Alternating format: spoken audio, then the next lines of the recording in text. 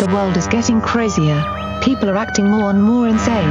The end of the world is tomorrow. Tomorrow. There's only one thing to do when the world is falling apart. Listen to Basil and Gonz as they discuss this week's news and events through the lens of Bible prophecy. You are listening to Canary Cry News Talk. You're listening to Canary Cry News Talk. Today is May 13th, 2020, episode 197. Holy smokes. And this week, the second coming of the coronavirus. And how you doing today, everybody? My name's Basil. And this is Gonz. Thank you guys for joining us here, live streamed to Face Like the Sun YouTube channel, Canary Cry Radio YouTube channel, D-Live, Twitch, Facebook, and Periscope Twitter. How's everybody doing? Chat's rolling. We're going good. We're only 3 episodes away from 200. I know, it's starting to freak me out a little bit. We got to do something cool for 200. I think we will do something cool for 200, but we're not going to hype that too much just in case we don't. We've disappointed others and ourselves way too much with over the years with promises. We're so guilty of overhyping sometimes without actually pulling through on the promises. But you know what? We've been having more fun lately, man. This is great. This is a good time. We got people rolling into the chat. A lot of Twitchers, a lot of YouTubers. Glad everybody's here. I'm just currently starting the watch party over on Facebook for all the people at the Canary Cry community on Facebook. Want to give a shout out to those people.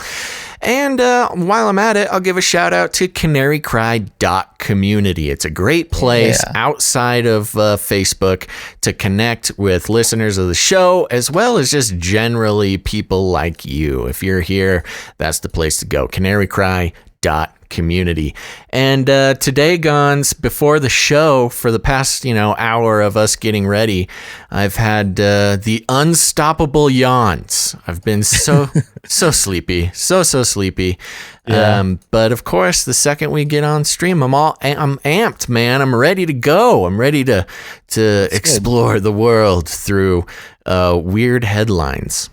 Yeah, you got the adrenaline rush as soon as we start going live. You can't hold it back. It really is an adrenaline rush. When you see that little red light go on, it's like, oh no, it's starting. It's game time. Also, with this episode, we're going to do the normal Canary Cry News Talk stuff, but I do have a little section in the second half of the show where I spent. You said we prepped for an hour. Of course, I prepped for I don't know, a total of 5 or 6 hours for this one. So hopefully there's some payoff for Lots me. Lots of fun stuff. You did a deep dive. You did a deep dive. Google dive. I'm very impressed. And just as a way to start things off, thank you for all the listeners out there. Thank you for all the supporters, because your support matters. You sharing these podcasts, especially the audio version, that matters, because our one of our videos on the Canary Cry Radio channel just got taken down for, inappropriate content. Once again, our Hacking Bill and Star Signs, that's the episode that Sam sat in for me a few weeks ago, and it was taken down because obviously we can't talk about Bill Gates unless we're stroking his ego. We might actually have made a big mistake putting coronavirus in the title of this video. We'll see what happens. I don't care. But we're not spreading any misinformation. We're just reading straight from the headlines, bro. Don't blame us. Ban Yahoo News. I know. Oh, okay. Man, I've got a nice little breakdown of Yahoo News later on. So stick around, folks, for that hard-hitting Yahoo news.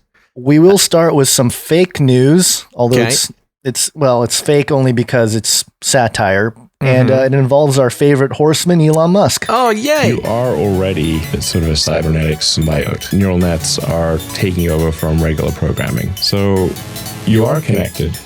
You are connected. That's right. Last show, everybody, you might remember, and this is in place of a Flippy update. Again, the robotics... robotics is not advancing as often as it should for us to do a Flippy update every show. So we're looking to kind of spread our wings a little bit. And I'm going to do that first by bringing you a story from Babylon Bee, everybody's favorite satirical news site here.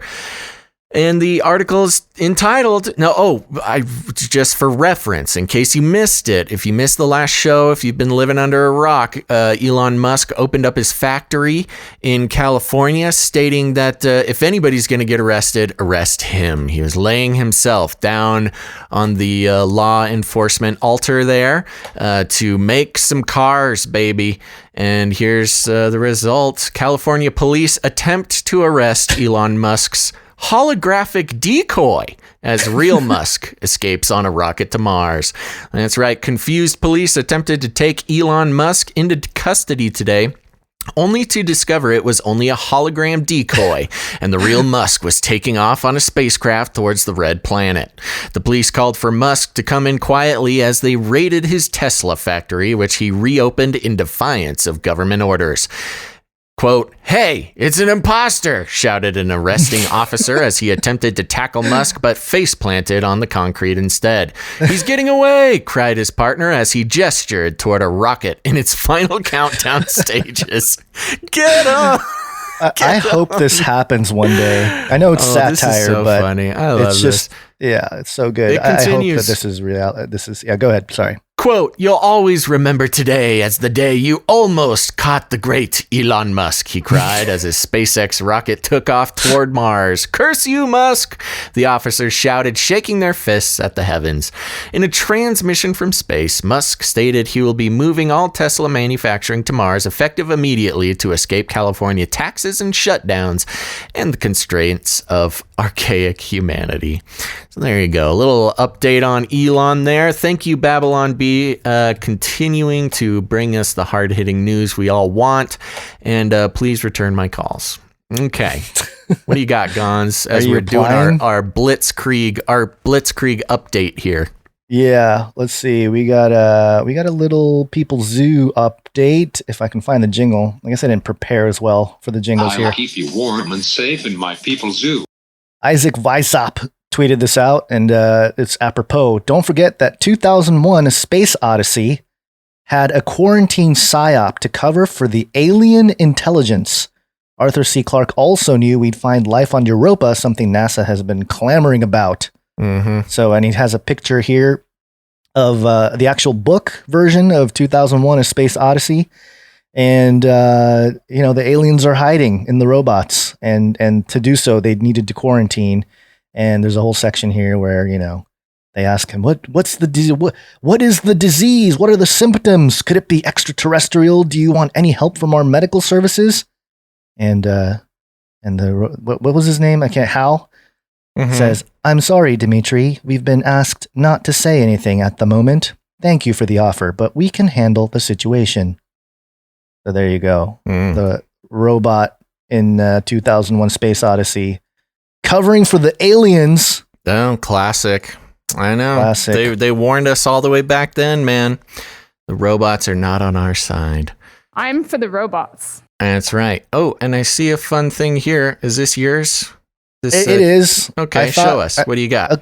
Okay, so because of this lockdown and everybody, having issues with staying indoors and trying to work from indoors, this is actually an article that was published in 2012, but I thought it'd be fun to bring up. This is from weburbanist.com, and they reported on outside offices, 14 detached work pods, eggs, modules, and more. And if you look through the images here, I mean, some of the stuff is pretty cool, man. I would love to have a little work pod. And so I was thinking, Basil, maybe you and I can do a Kickstarter campaign so we can create our own little suburban, or I guess urban work pods outside in the shape of all kinds of stuff. Eggs. I would want to dig a hole. I need to make my bunker. I need my little work pod down there with all my cans of beans and stuff. But those are pretty fancy. It's very Scandinavian, sort of Scandinavian designs.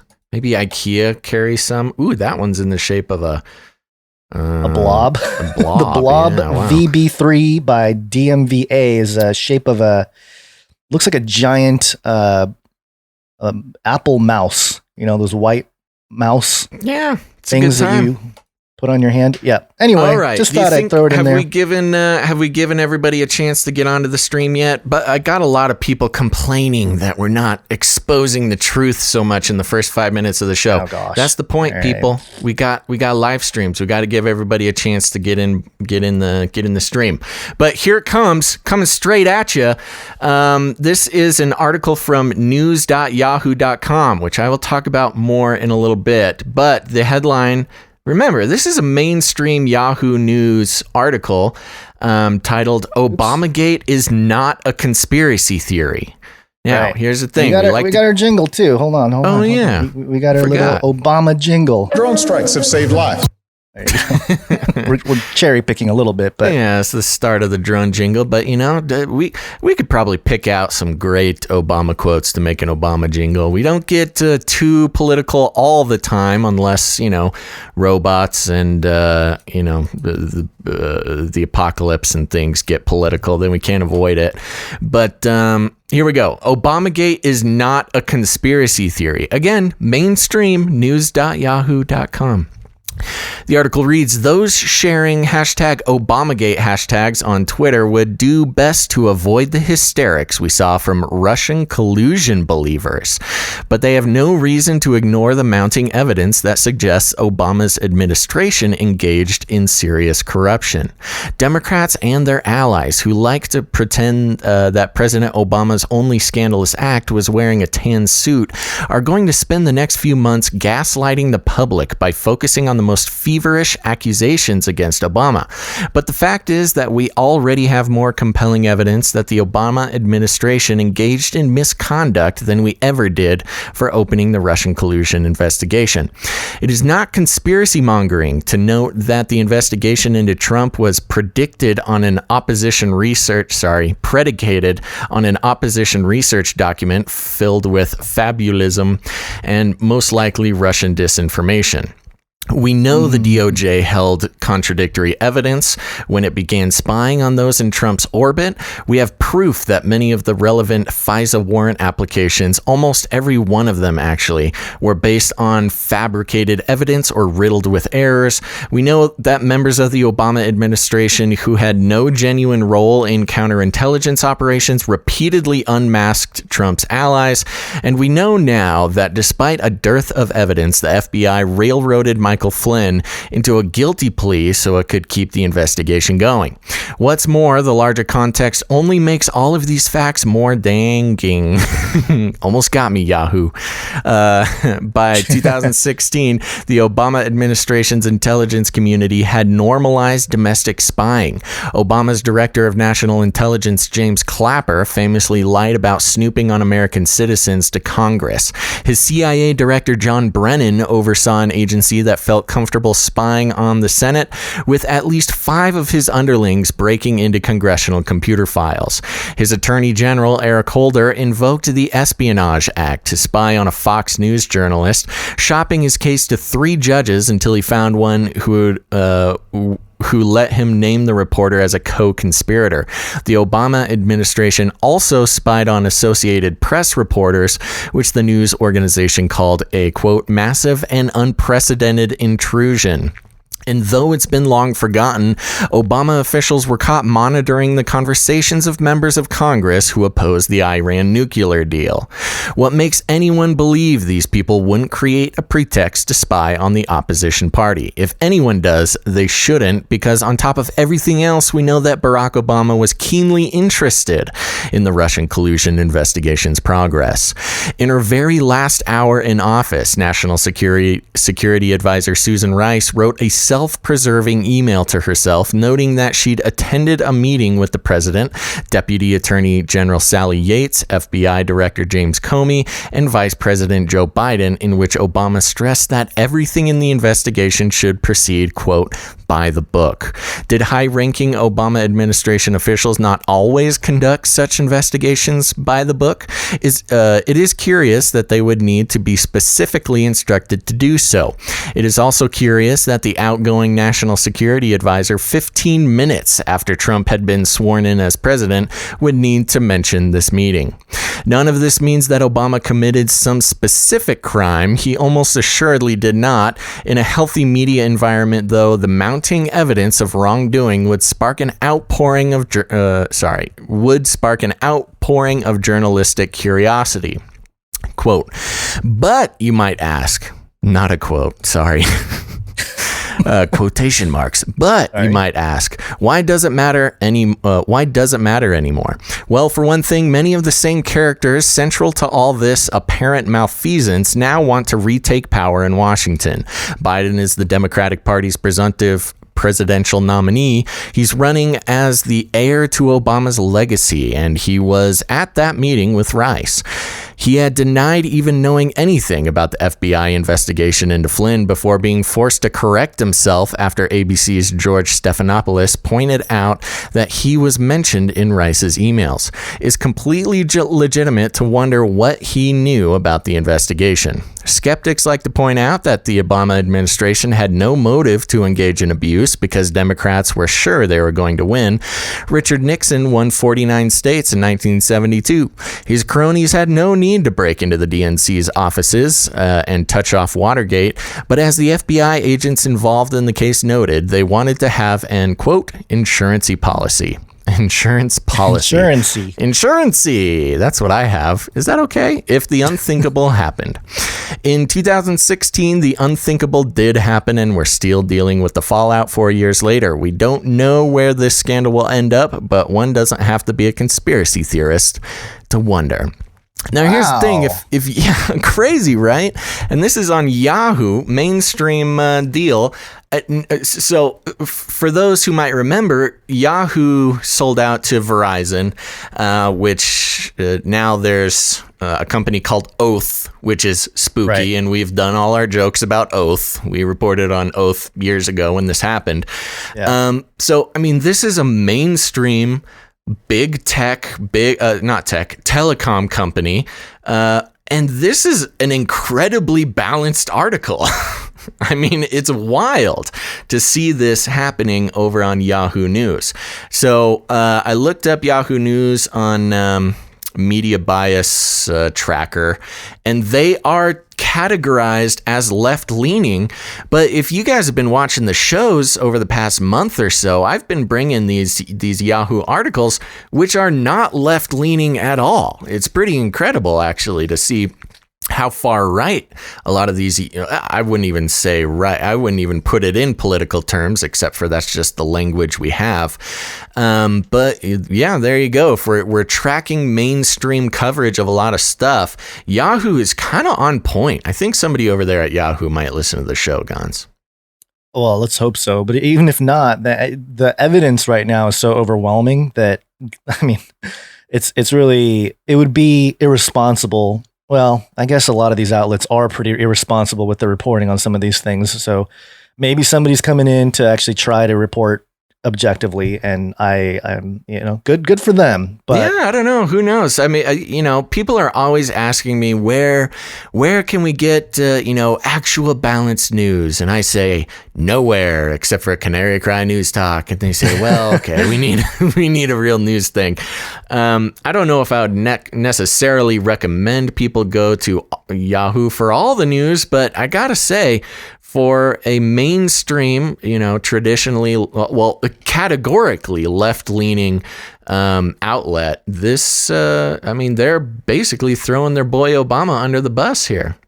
We'll see. I mean, it could all be part of the ploy to, try to lessen the whole, I don't know, the guilty parties involved. Come on, Gons.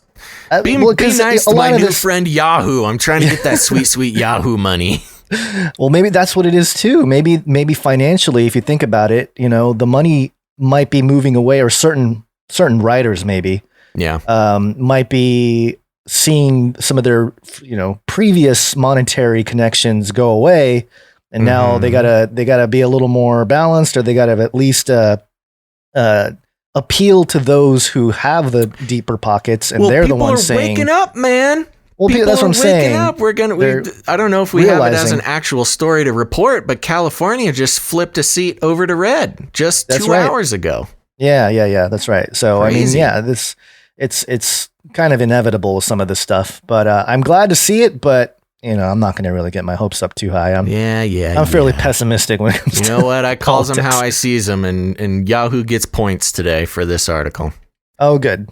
Yeah. That's fantastic. All right. Who doesn't get points is people from Michigan. Oh, it's the New World Order. It's here. Not people. Sorry, Governor. People get points. The governor doesn't get points. Governor, my apologies to the people of Michigan. Michiganders, you get points. Michiganders get points. All right, this was dailymail.com, your most reliable source for news. Love it. Michigan officials says any protester brandishing a firearm should be arrested at tomorrow's stay-at-home rally set for the Capitol after Governor Gretchen Whitmer received death threats. Mm-hmm. Okay, so it says here, protesters in Michigan planning to rally at the state capitol on Thursday are being warned that if they brandish firearms in an intimidating manner at the event, they will be arrested. The warnings come after several members of the groups planning on attending the rally called for the assassination of Governor Gretchen Whitmer, which saw one man writing, "Can we please just take up a collection for an assassin to put that woman from Michigan down?" Yeah, don't do that, guys. Yeah, don't say that. Don't no do points that. for them. It's a good way to get on a list. On Monday, Whitmer said she respected people's rights to protest, but was becoming increasingly concerned about the violent nature of the comments being made and the extreme rhetoric already connected to Thursday's rally. And a bunch of pictures here. And it says here she was requested that if people decide to protest, that they wear masks and practice social distancing. On Tuesday, Senate Majority Leader Mike Shirkey said that despite a longstanding rule that Michiganders with permits can bring weapons to the Capitol, anyone brandishing them in such a way as to intimidate or threaten anyone else should be properly handcuffed, properly taken in, and fingerprinted. That's a pretty, what's the word I'm looking for? Abstract way of talking about it.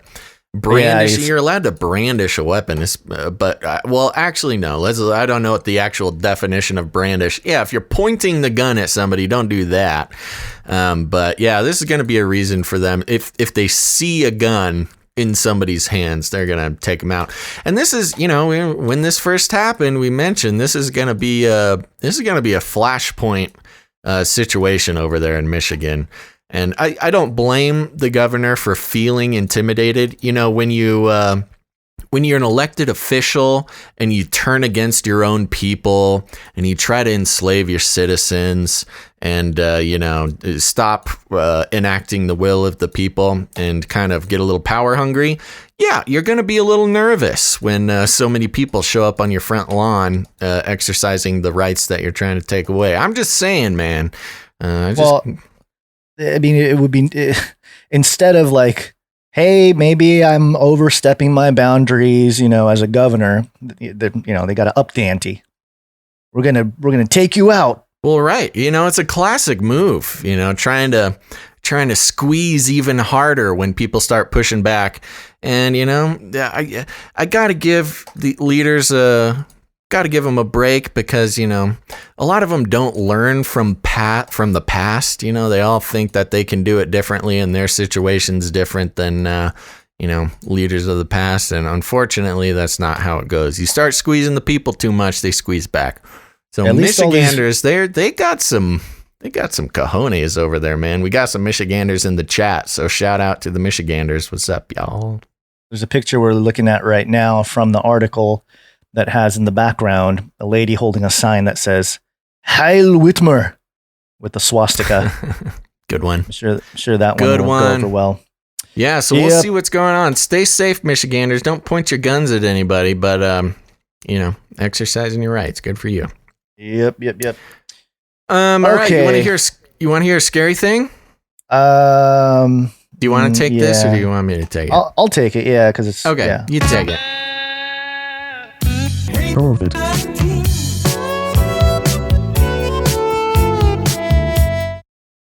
I didn't have that second. I was going to have the vaccine jingle, but this is a defense.gov article.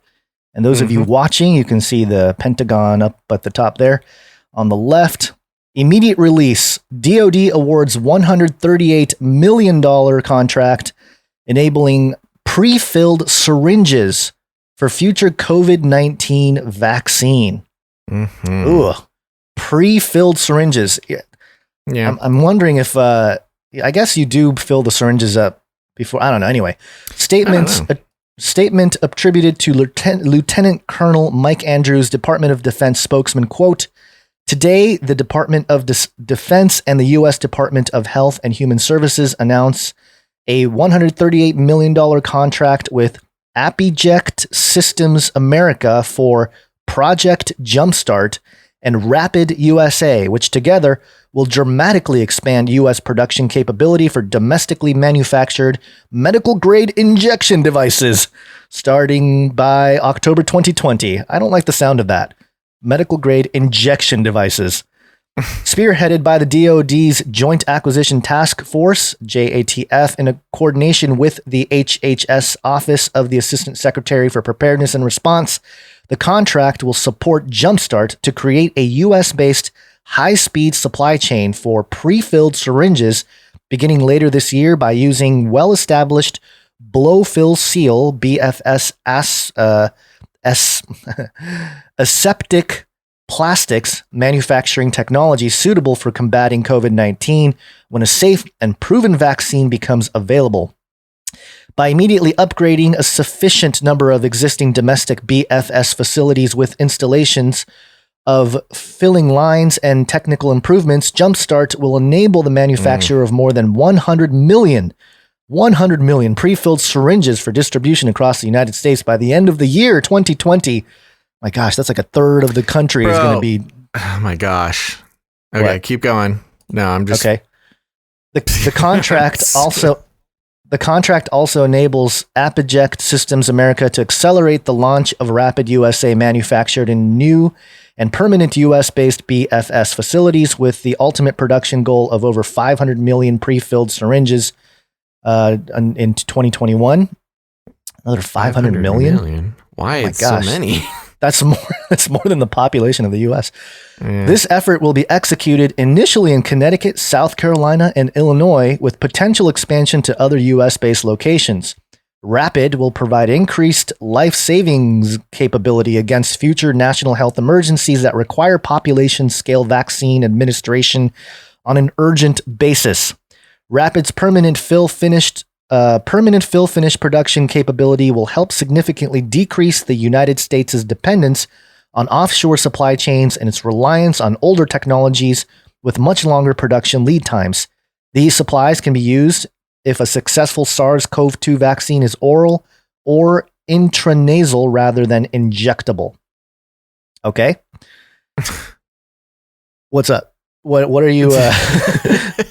Dude, just everything about this is crazy. First of all, why is it the DoD doing this? Well, government. I'm just, I mean, that's a hypothetical. Order, bro. It's a rhetorical question. Why would the DoD be in charge of providing a vaccine that doesn't exist, that they're basically prepaying for a product that's not invented? They're kickstarting. They're kickstarting the vaccine. Yeah, this is a Kickstarter campaign. Yeah. Yeah. And yeah, I mean, the fact that it's the DoD just makes it that much more spooky. I mean, you're talking about getting either the National Guards involved or the military of some kind. Does DoD, they don't do law enforcement, do they? They're just military, right? Yeah, they're supposed to be military, I thought. I don't know. I don't know, man. I mean, I think I don't even think there's too much to go in here except for, if you're talking to your normie friends, why is the DoD paying for this? Why are they paying out $140 million before we even know that an effective vaccine is possible? And why are they going to make 500 million? Why 500 million syringes available? I don't understand. Wow. Maybe for babies being born. I don't know what the heck. They're future proofing their vaccine. The only part that I'm like, okay, that kind of makes sense is the part at the very end where it says that they're decreasing the offshore supply chains and building it in the that's cool. I'm down with that. That's fine, but like, why go so New World Order with it? I guess it's not a surprise to anybody. I know it's really listening, but it kind of sucks when we get articles like this, and the idea is to talk through it, but it's like everything is so obvious and blatant. It's like not even worth breaking down. But just in case anybody out there is wondering, it didn't set off alarm bells to know that the Department of Defense is kickstarting a non-existent vaccine, so they can get it out to sites throughout the country as fast as possible.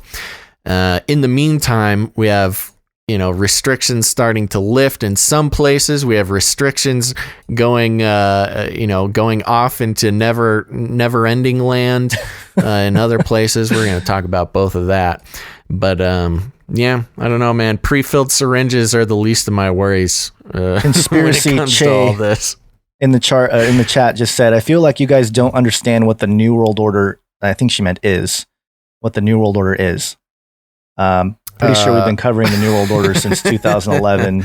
Oh, she caught us, man. We don't know what the NWO is. I know. Can someone tell me why this vaccine, why is that bad? No, we get it. We just know that you guys also get it, so we don't need to go into the 300-year-old history. Okay, 400. anything else to say about that? 400, more than that, sorry. But yeah, I mean, thousands if you want to get really deep into it. I know. I was picking the Illuminati start point, but you can go back to the garden. You can go back to the garden. Well, you can go to the New Atlantis. The New Atlantis, written by Francis Bacon. Mm-hmm. If you read that, man, it's basically modern society imagined in fictional literature there. So you know what's going to save us though, Gons? What's that? The NWO. More NWO. The NWO is going to save us from the NWO. Actually, that is part of the plan. Yeah, I'm sorry. I meant money. Money's going to save us. $100 billion. I don't have any money. Money. All right, this is on WashingtonPost.com, so you know it's good. Straight from the Bezos man. House Democrats introduce coronavirus rescue bill. Another one that would direct more than $3 trillion to states, individuals, and health systems. All right, so we already got our two trill. We got our 2 trill out the door. Let's amp it up to another 3. That makes $5 trillion. Oh my gosh, I just kind of gagged a little bit at that number. Here we go. Article reads, House Democrats introduced a sprawling coronavirus rescue bill Tuesday that would direct more than $3 trillion to state and local governments, health systems, and a range of other initiatives, setting up a huge clash with Senate Republicans and the White House over how to deal with the sputtering economy. The legislation also would send a second round of stimulus checks to millions of Americans and include more funding for the Postal Service. Oh, thank God. Not every component of the measure would include more government spending. Some parts would aim to address the coronavirus pandemic in other ways, such as requiring passengers to wear masks on airplanes and public transit. Dude, no way, Jose. I am already way too claustrophobic on airplanes to add a mask to that. Well, I'm wondering how having that money. I mean, what are they going to make more masks? Is that what they're doing, or make it? I don't know. I just don't understand how the $3 trillion is going to. Anyway, keep going. Sorry. Okay, moving on. Republicans rejected the legislation even before they saw it. Good old Republicans. Describing it as a liberal wish list that would go nowhere in the Republican-led Senate. For example, the bill would suspend a tax provision for 2 years that limits tax breaks for upper-income households in high-tax states, something Democrats have tried to change for several years. Senate Majority Leader Mitch McConnell said he was at work on crafting liability protections for businesses instead. Quote, "This is not a time for aspirational legislation," McConnell said. "We got to get a hold of this bill. I would be very curious to see which, museum or performing arts center is getting $50 million around on this one." I heard it was another one of those like over 1,000-page documents. Oh, of course. Well, that's, you make it long and nobody has time to read it. That's the whole point. Yeah. The massive new Democratic bill was assembled by House Speaker Nancy Pelosi, surprise, surprise, and her top lieutenants without input from Republicans or the Trump administration. Excuse me. It's less an opening bid in a bipartisan negotiation than an expression of House Democrats' priorities that they hope will resonate with the public as the nation suffers through the worst economic calamity since the Great Depression.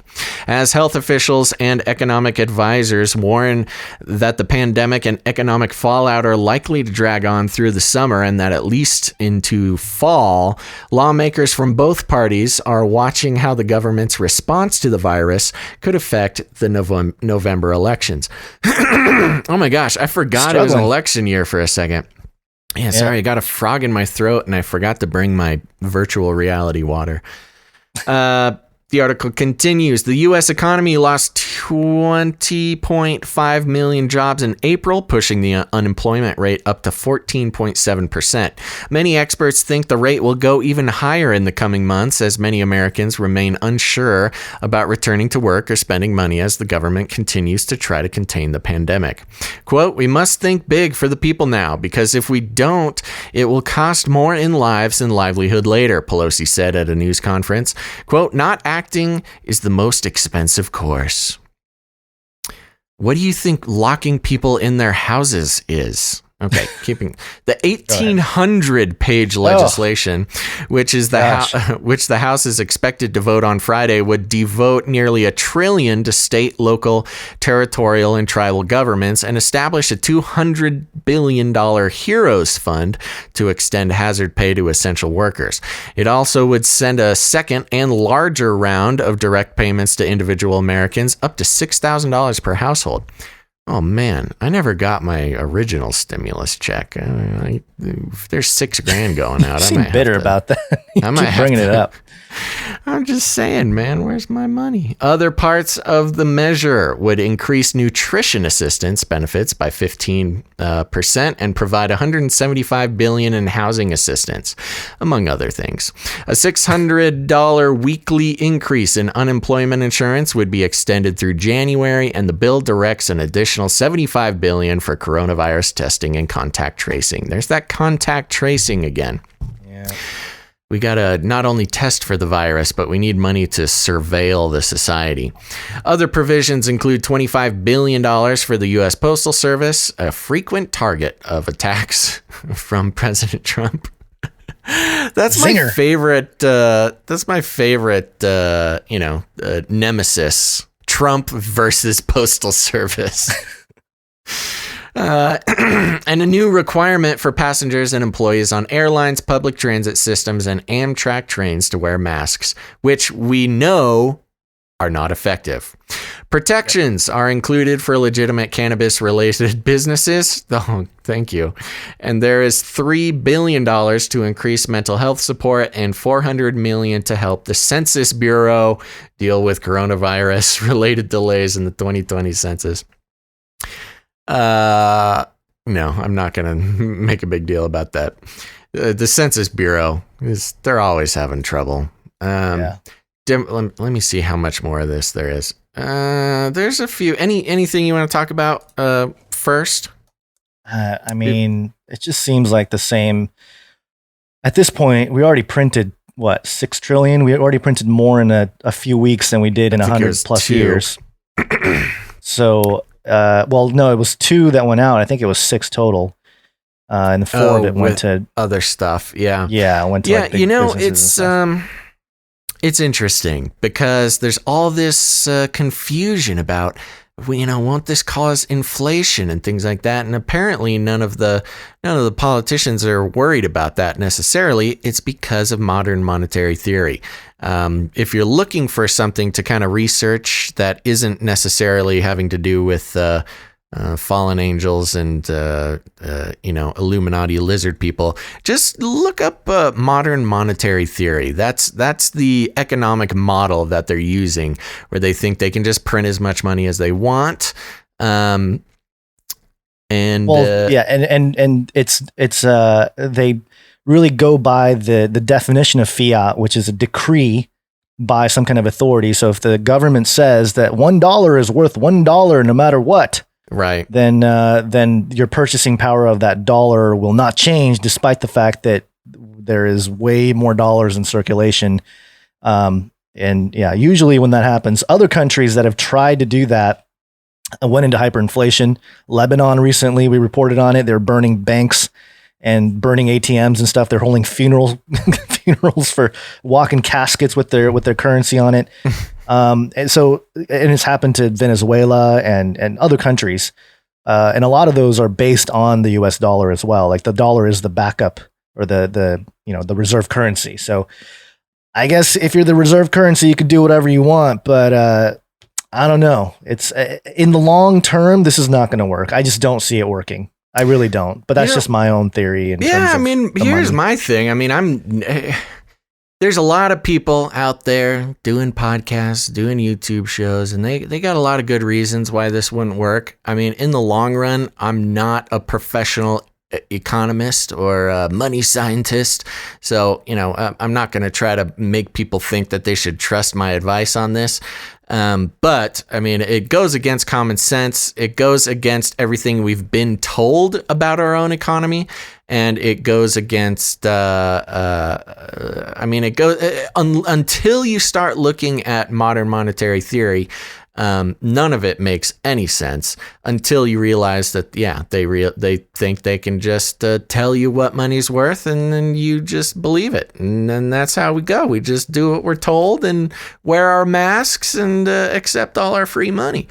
But it is interesting, how a certain part of the political population wants to keep everything closed, and another part of the political population wants to open everything back up and get back to work.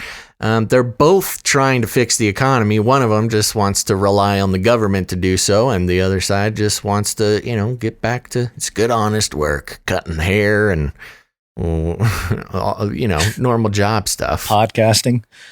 Yeah. Podcasting, yes. It's not much, but it's honest work. Well, there's a part of me that thinks that Trump knows, he's responding to the sort of economic crash. And right now we're in this situation where the stock market is not reflecting the real economy, where the stock market is like still going up and up and up. And while the economy is just getting worse and worse. And there's that discrepancy there. And in that sense of the Democrats appealing to that mindset of like, hey, they just printed all this money and bailed out these huge companies printing trillions. Why not print trillions to help the normal person out? So they're appealing to that concept, but right. It's always a little overreach with this stuff, and it's always when Pelosi comes out with, first off, how many monkeys does she have working in the background? She always comes out with these bills that are thousands of pages. It's like, she has time to write all this, or that's the strategy, man. I know, but it's just funny how she's always, standing on stage and typing going on over there. Anyway, that's an interesting story. More printing, more the money. Yeah. Brr.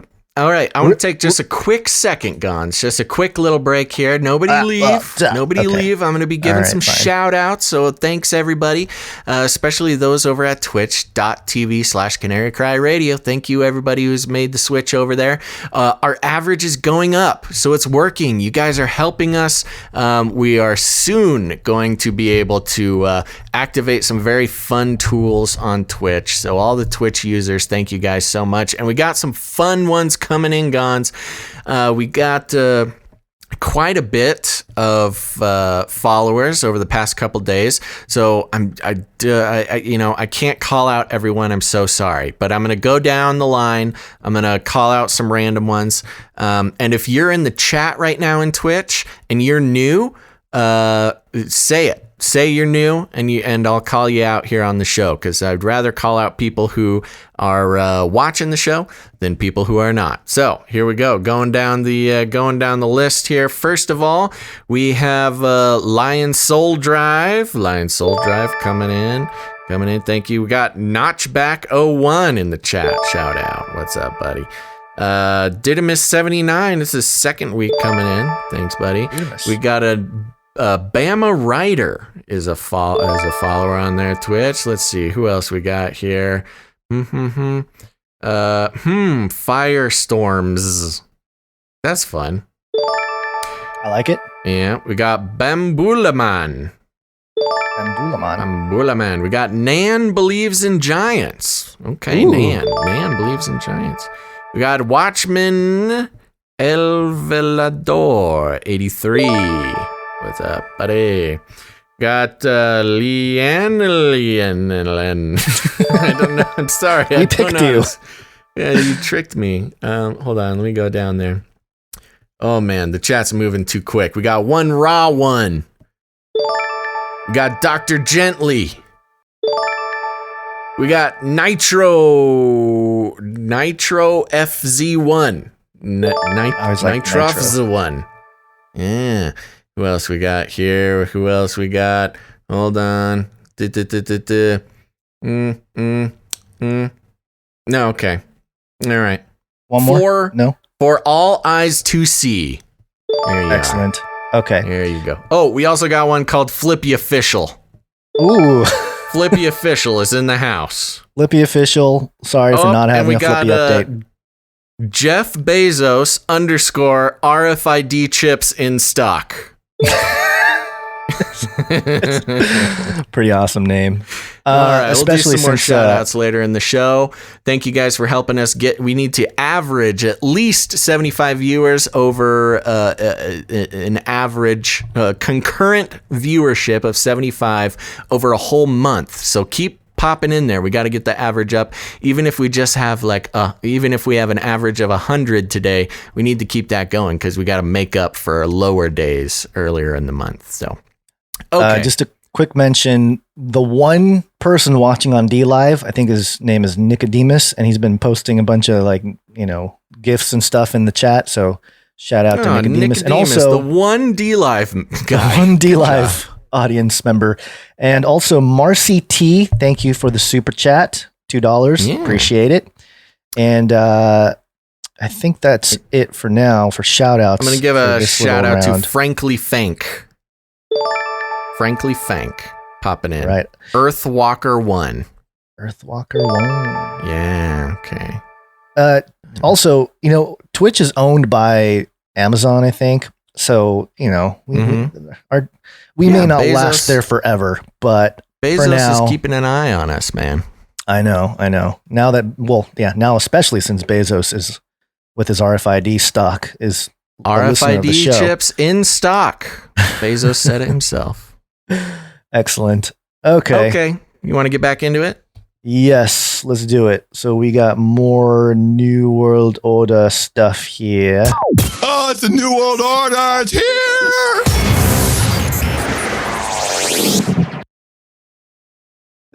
I chose this one just because the outlet, people.com, People magazine. Yeah.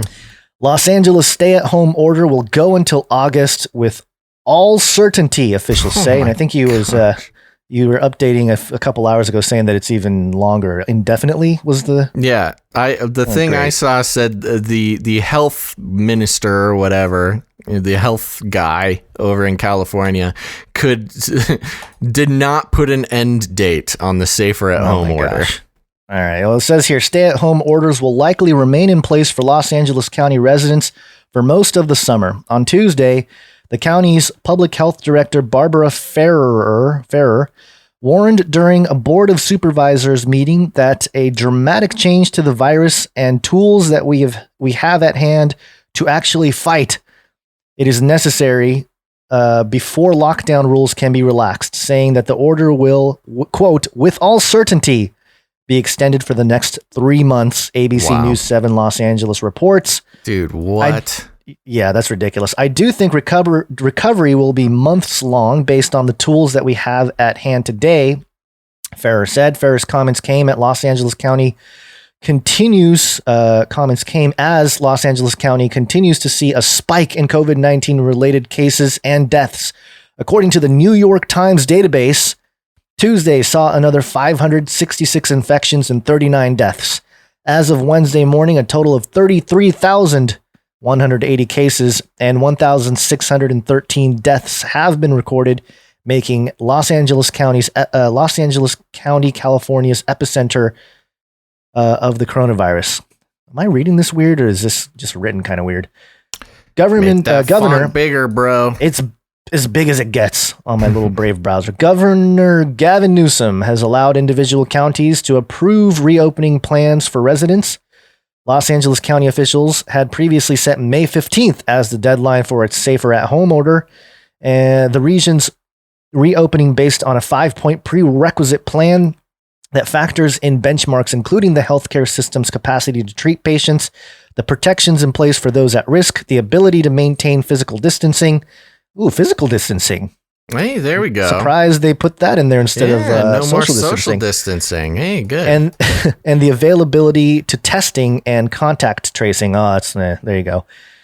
ABC News 7 has reported. You get the point here. 3-month extension, of course, because the deadline was coming up, and we must maintain control. The New World Order must keep control. The second sort of sub story to this, Riverside County. A report. This is lawenforcementtoday.com. Report: California sheriff refuses to enforce Newsom's stay-at-home orders. And this is a couple days old, so I guess it doesn't necessarily relate directly to the announcement from yesterday and I guess today about the indefinite lockdown. But Riverside County, as we've been reporting, law enforcement officers are the ones who are being put squarely in the middle between power-mad governors and the American people, including business owners. While governors sit at home in their multi-million-dollar mansions or send their families to Florida estates, it is law enforcement officials who are left to carry out what are often Constitution-skirting emergency orders. A sheriff in California just came down on the side of liberty by refusing to enforce stay-at-home mandates. According to The Blaze, this past week, Riverside County Sheriff Chad Bianco made it quite clear that if anyone enforces lockdown orders in California, it will not be his department. In a speech before the county's Board of Supervisors, Bianco pulled no punches. Quote, "From the beginning, I told you that I would not be enforcing this stay-at-home order, partly because I trusted our residents' ability to do the right thing without the fear of being arrested," Bianco said. "I knew that they could be trusted to act as responsible adults, and I was correct." And it Riverside, goes on here. yeah. And for those who don't know, Riverside is right next to LA. Yes. So the IE Inland Empire. So yes, this is same area for those who don't know California geography. But Orange County, Gons, where you're at, what are they doing there? I don't know. Everyone's outside. Yeah. No one's really taking too much of a stance with that kind of stuff. So, I don't know. I mean, it's both. It's part and part. Some people, this morning, again, I saw people driving in their cars with their mask on and rubber gloves. So some people are still in it, but I see a lot more people just coming out and ignoring all that stuff. Yeah. Very interesting variables to the whole thing. Not only is there the geographic region and the lawmakers and the law enforcement in that area, but also just people's level of brainwashiness, that's where the social policing ourselves comes in. But here's the thing. There's been so many things that have happened over the years, whether it's, protesters or riots or, mainly protesting and riots and things like that, where the police get a bad rap a lot of the times, especially, I remember when the pipeline, what was it? The Standing Rock, the Dakota pipeline thing, where you got a bunch of Native Americans out there trying to stop the pipeline from going through, and it's freezing cold outside, and the police are out there like spraying people with cannons, with water cannons. You're like, okay, guys, come on, that's not cool. So not a lot of love for police a lot of the times, but I got this article from lawenforcementtoday.com, which is quickly becoming one of my favorite websites.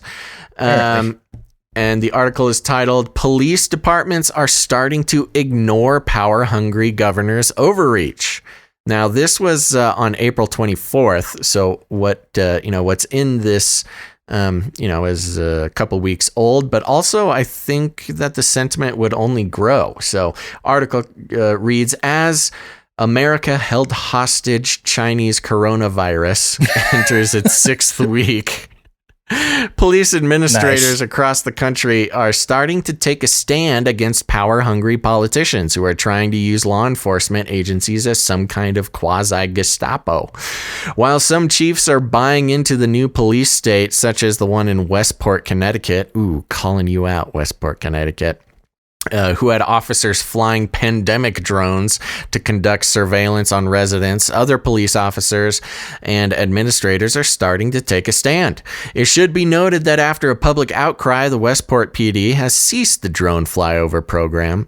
Oh man, back when we were looking at drones pretty much every week, there was that law where if a drone flies over your property, you can shoot it, you can take it down.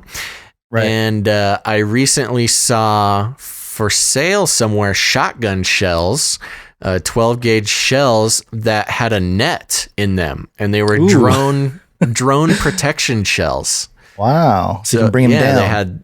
They had the shot in there and connected. I think it was an 8-shot.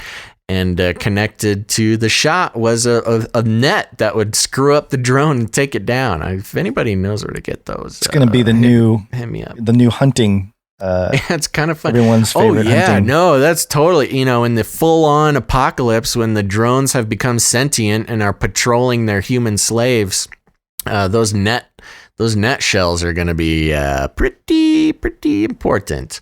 Was it a Transformers movie when I can't remember the guy, the actor, he basically tracks down a drone and brings it in, and anyway, sorry, go ahead. No. Obscure reference to some movie, I think it's Transformers. Somebody in the chat will know. Anyway, go on. Jeff Bezos' RFID chip in stock is shocked at me for some reason. I'm trying to figure out why. Okay, continuing. On Wednesday, the Houston Police Officers Union gave notice that their officers would not enforce the ruling of local county judge Lina Hidalgo, which made it mandatory for any individual over the age of 10 to wear a mask. So, okay, cool. Continuing quote, the Houston Police Officers Union believes everyone should be wearing a mask in public in order to protect themselves from the virus, and we are encouraging all of our officers to wear a mask, the union said in a statement. However, we draw the line at the draconian measures Hidalgo decided to engage in. Okay. Our officers work every single day to bridge the gap with our community and earn their trust. We will not stand idly by while Hidalgo to tear that bridge down with her horrific leadership and echo chamber decision making. Ooh. Governors, not a good time to be a governor right now. No. The police union, in fact, questioned whether Hidalgo's ruling was constitutional, having contacted the state attorney general's office for a determination.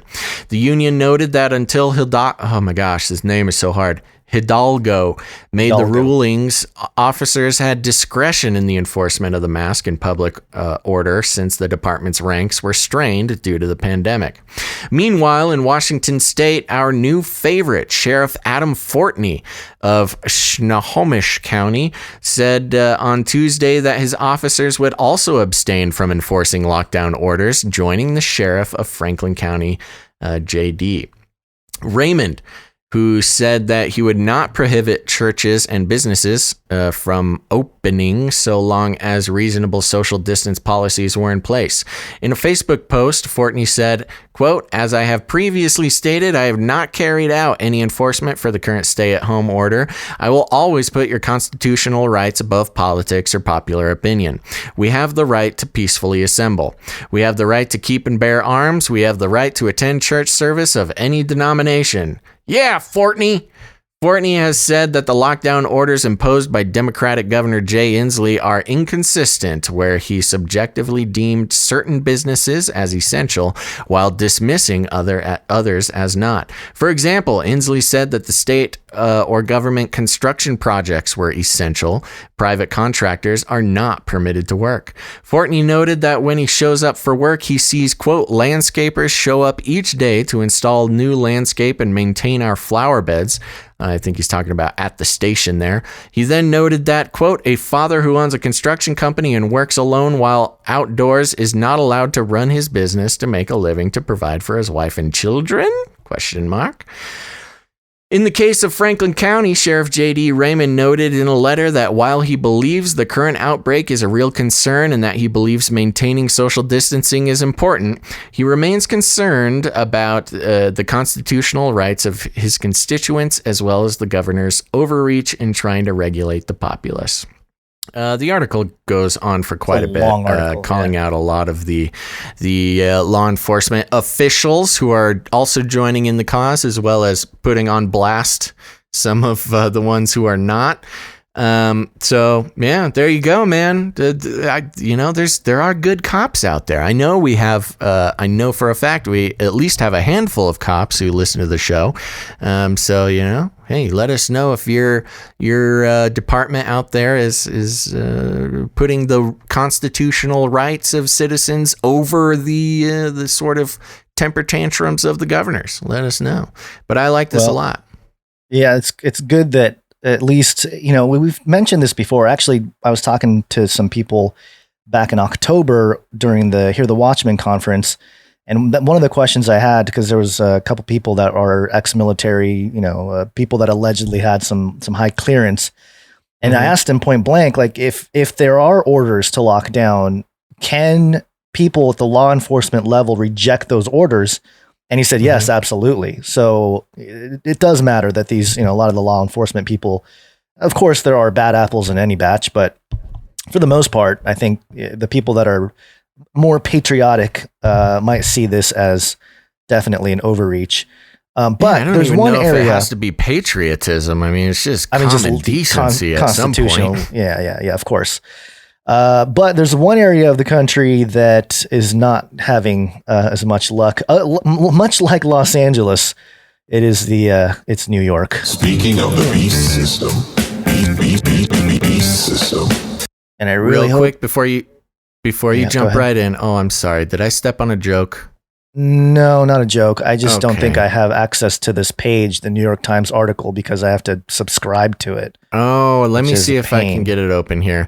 I want to give a shout out to Ike, the tinfoil hat man. Finally made it to Alive. Glad you're here, buddy.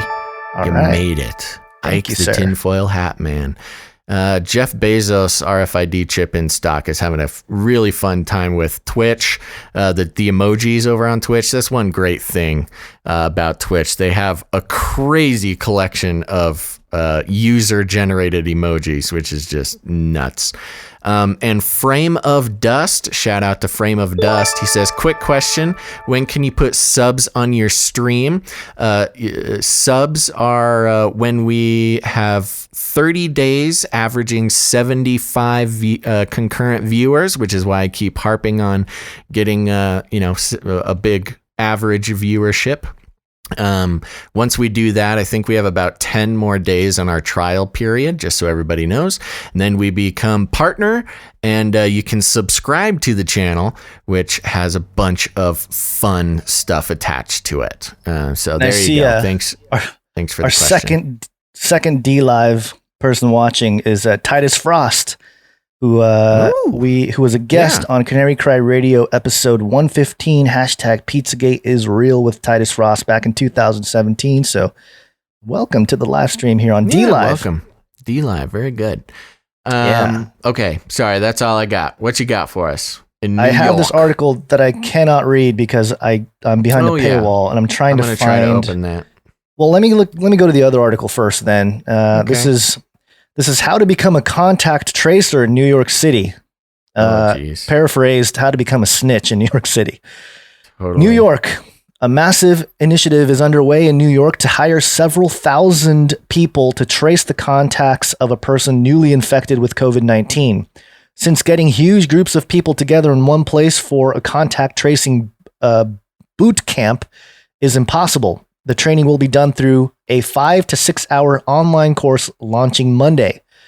The Fund for Public Health, a nonprofit that supports programs by the city's Department of Health and Mental Hygiene, is responsible for the hiring portion of the plan. Available positions include Supervising Contact Tracer, Contact Tracer 1, and Contact Tracer 2. Oh my gosh. Salaries so range stupid. from $57,000 to $65,000. Man, these guys. That's not these a guys big are gonna- enough range for a supervisor.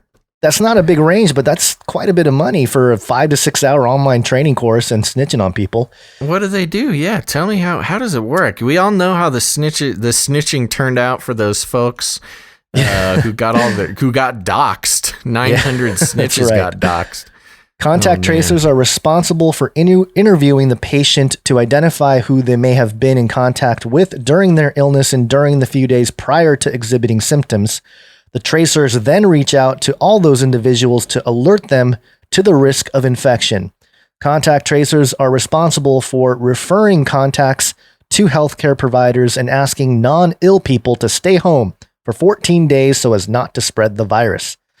Those contacted by the contact tracer are not informed of who contracted the disease, according to the CDC. The video training includes having actors portray how the tracing interviews, mostly conducted by phone or video chat, are supposed to go.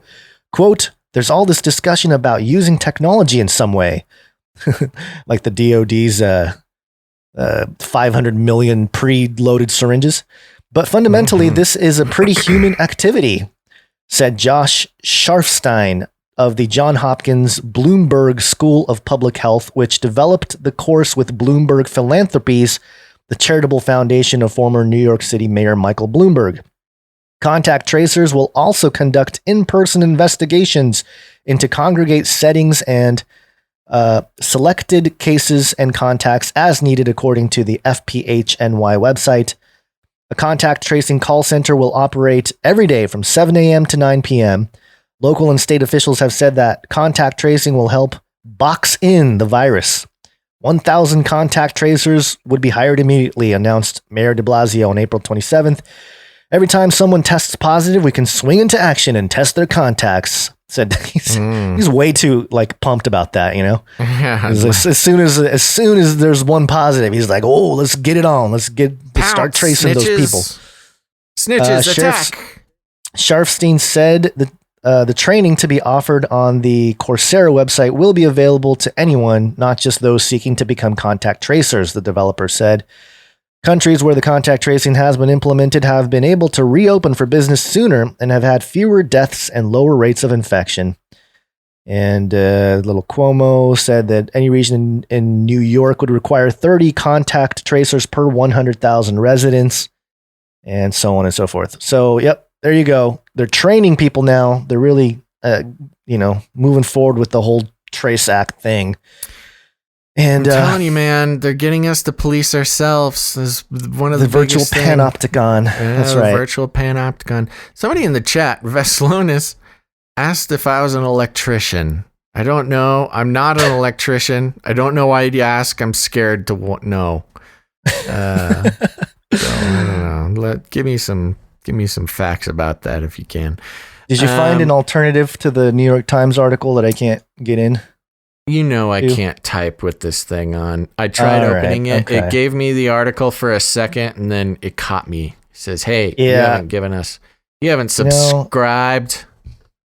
Let me refresh. Coronavirus live update. Wisconsin Supreme Court strikes down governor's stay-at-home orders. Ooh, this is like staying open here. President Trump pushes to reopen the nation's schools and criticizes Dr. Fauci's warning about moving too fast.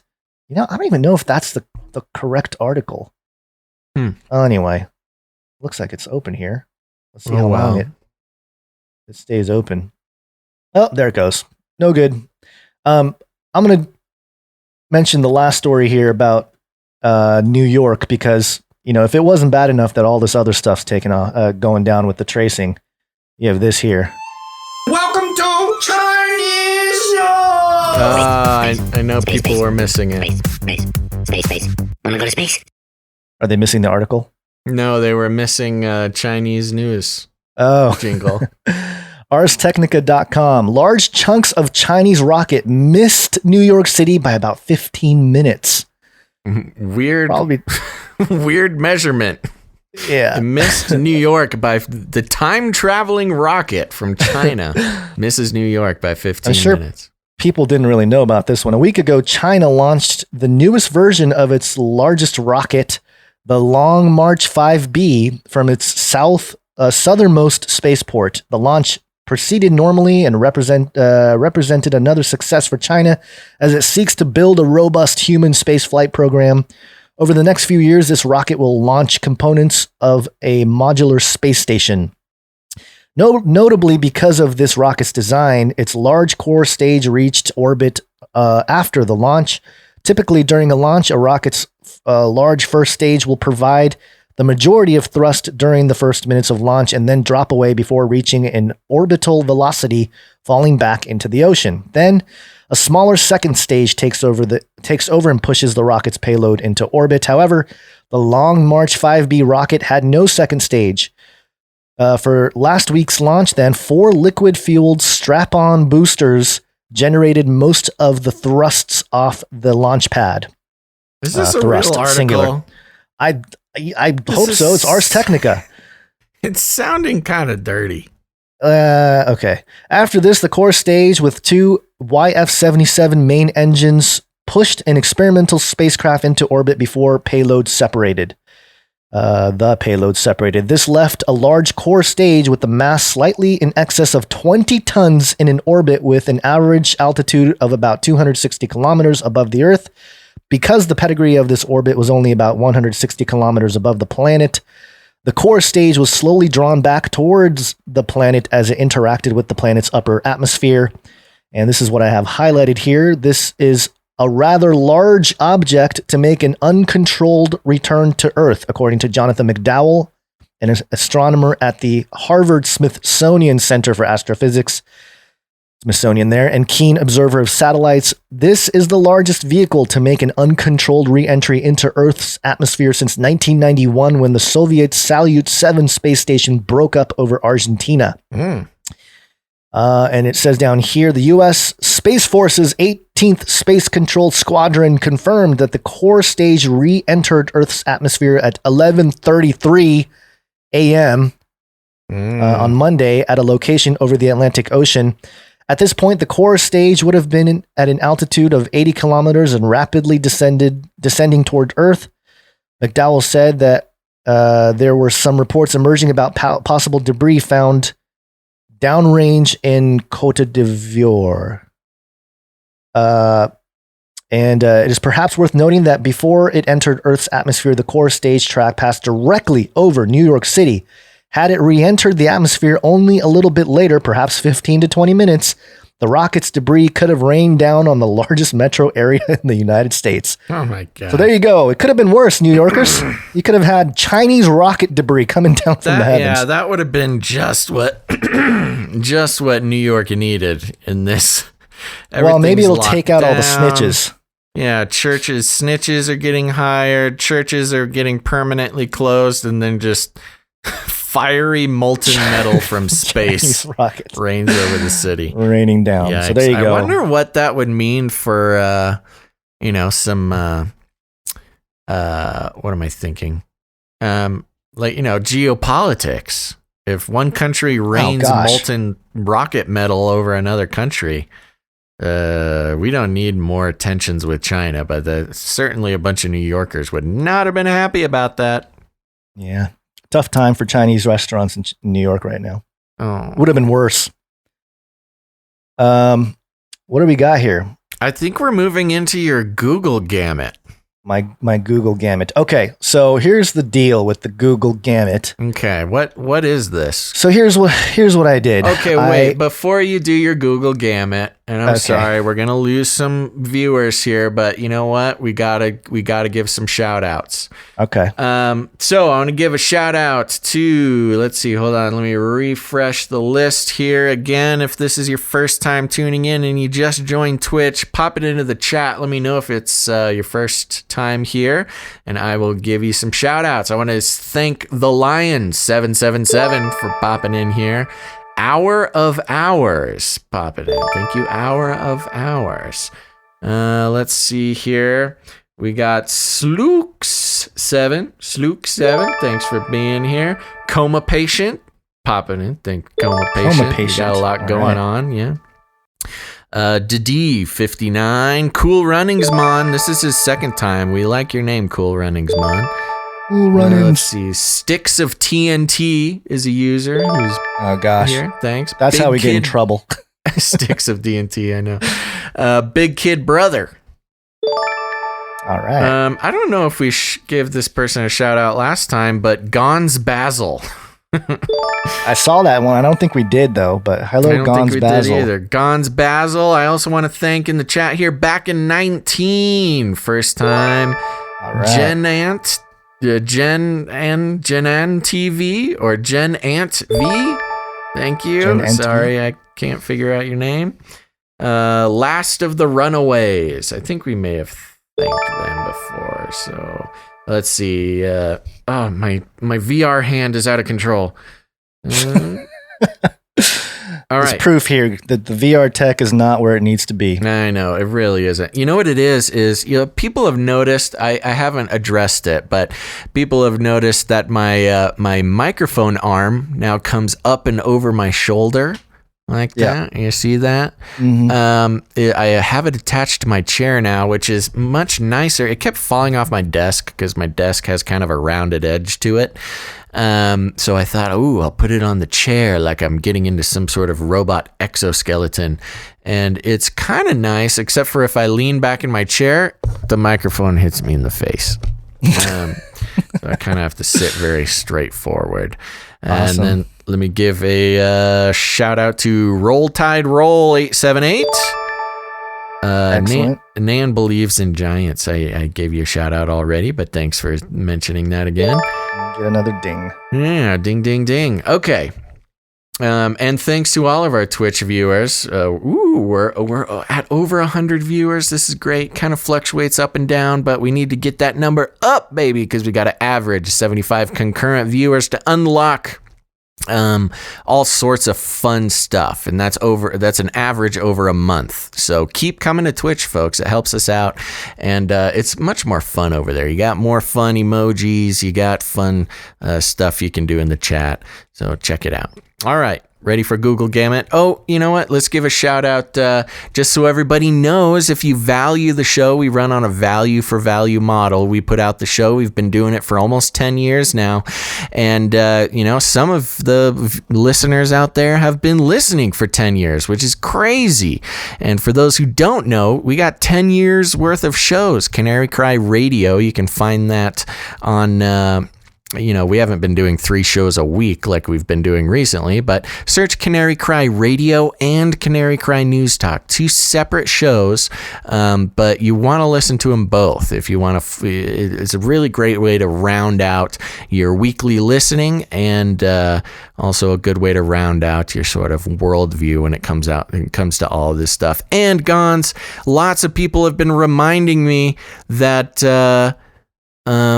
if you go back and listen to some of the OG Canary Cry radio shows, we pretty much are living in the sort of apocalyptic hellscape that we were, so crazily talking about back then. We've made a lot of predictions over the years, and it's really scaring me how much of them come true. And the listeners are starting to point that out as well. So, if you want to listen to some shows where we made, we were talking about the personhood of robots and, everything, occult stuff and political stuff, and the moon for a long time now. And a lot of that stuff has just become common knowledge. And back then they were just our crazy predictions back when I was recording in the garage. And I recommend everybody check it out. We're guilty of bringing especially the flat earth conversation to the forefront of at least the Christians.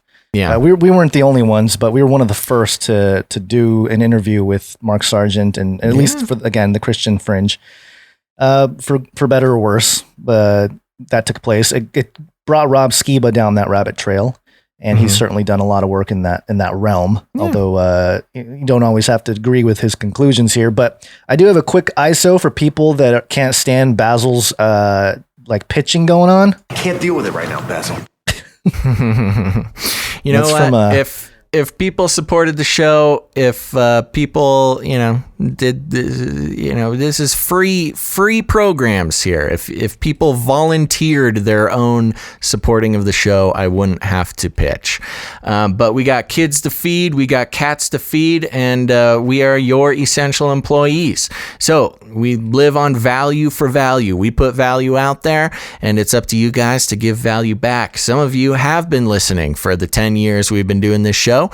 And if you want to support the show, head to patreon.com/CCNT for Canary Cry News Talk. Lots of great rewards there and bonus episodes. There's episodes there that nobody, except for the small amount of Patreon supporters, have ever heard. So go check that out. But if you don't like Patreon, that's okay. Head over to canarycryradio.com/support.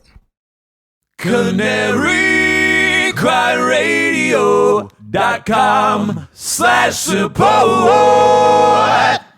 That's right. And over there, you got all sorts of fun ways to support us.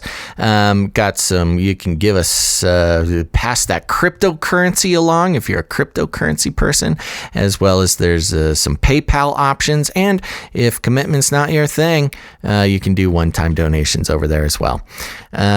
So there you go. Somebody was asking for our public BTC ETH Yes. and Litecoin accounts. Do we have that to put out? We have public keys. I gotta dig them up because Okay, I'll get we'll that dig up our to the public guy keys that was asking. there, and we'll put them on the support page. So thank you very much, everybody. Cool. All right, Gons, what do you got? Okay, so I guess there's a couple things here. I know many of us, especially those of you guys watching on this channel, on the Face Like the Sun channel, and all the listeners out there, there's a bit of a feeling of, I tried to tell you. when it comes to all of this taking place, the lockdown and the quarantine and the unconstitutional power overreach. And I wanted to look things up because, I had spent some time last night Googling. I use Google. And, people always say, Look it up. So I did. I typed in coronavirus on Google, but I set the date range from 1970 all the way to 2018. So I was looking for things prior to 2018, what the word coronavirus would actually bring up. And I found obviously there was a bunch of articles that came up.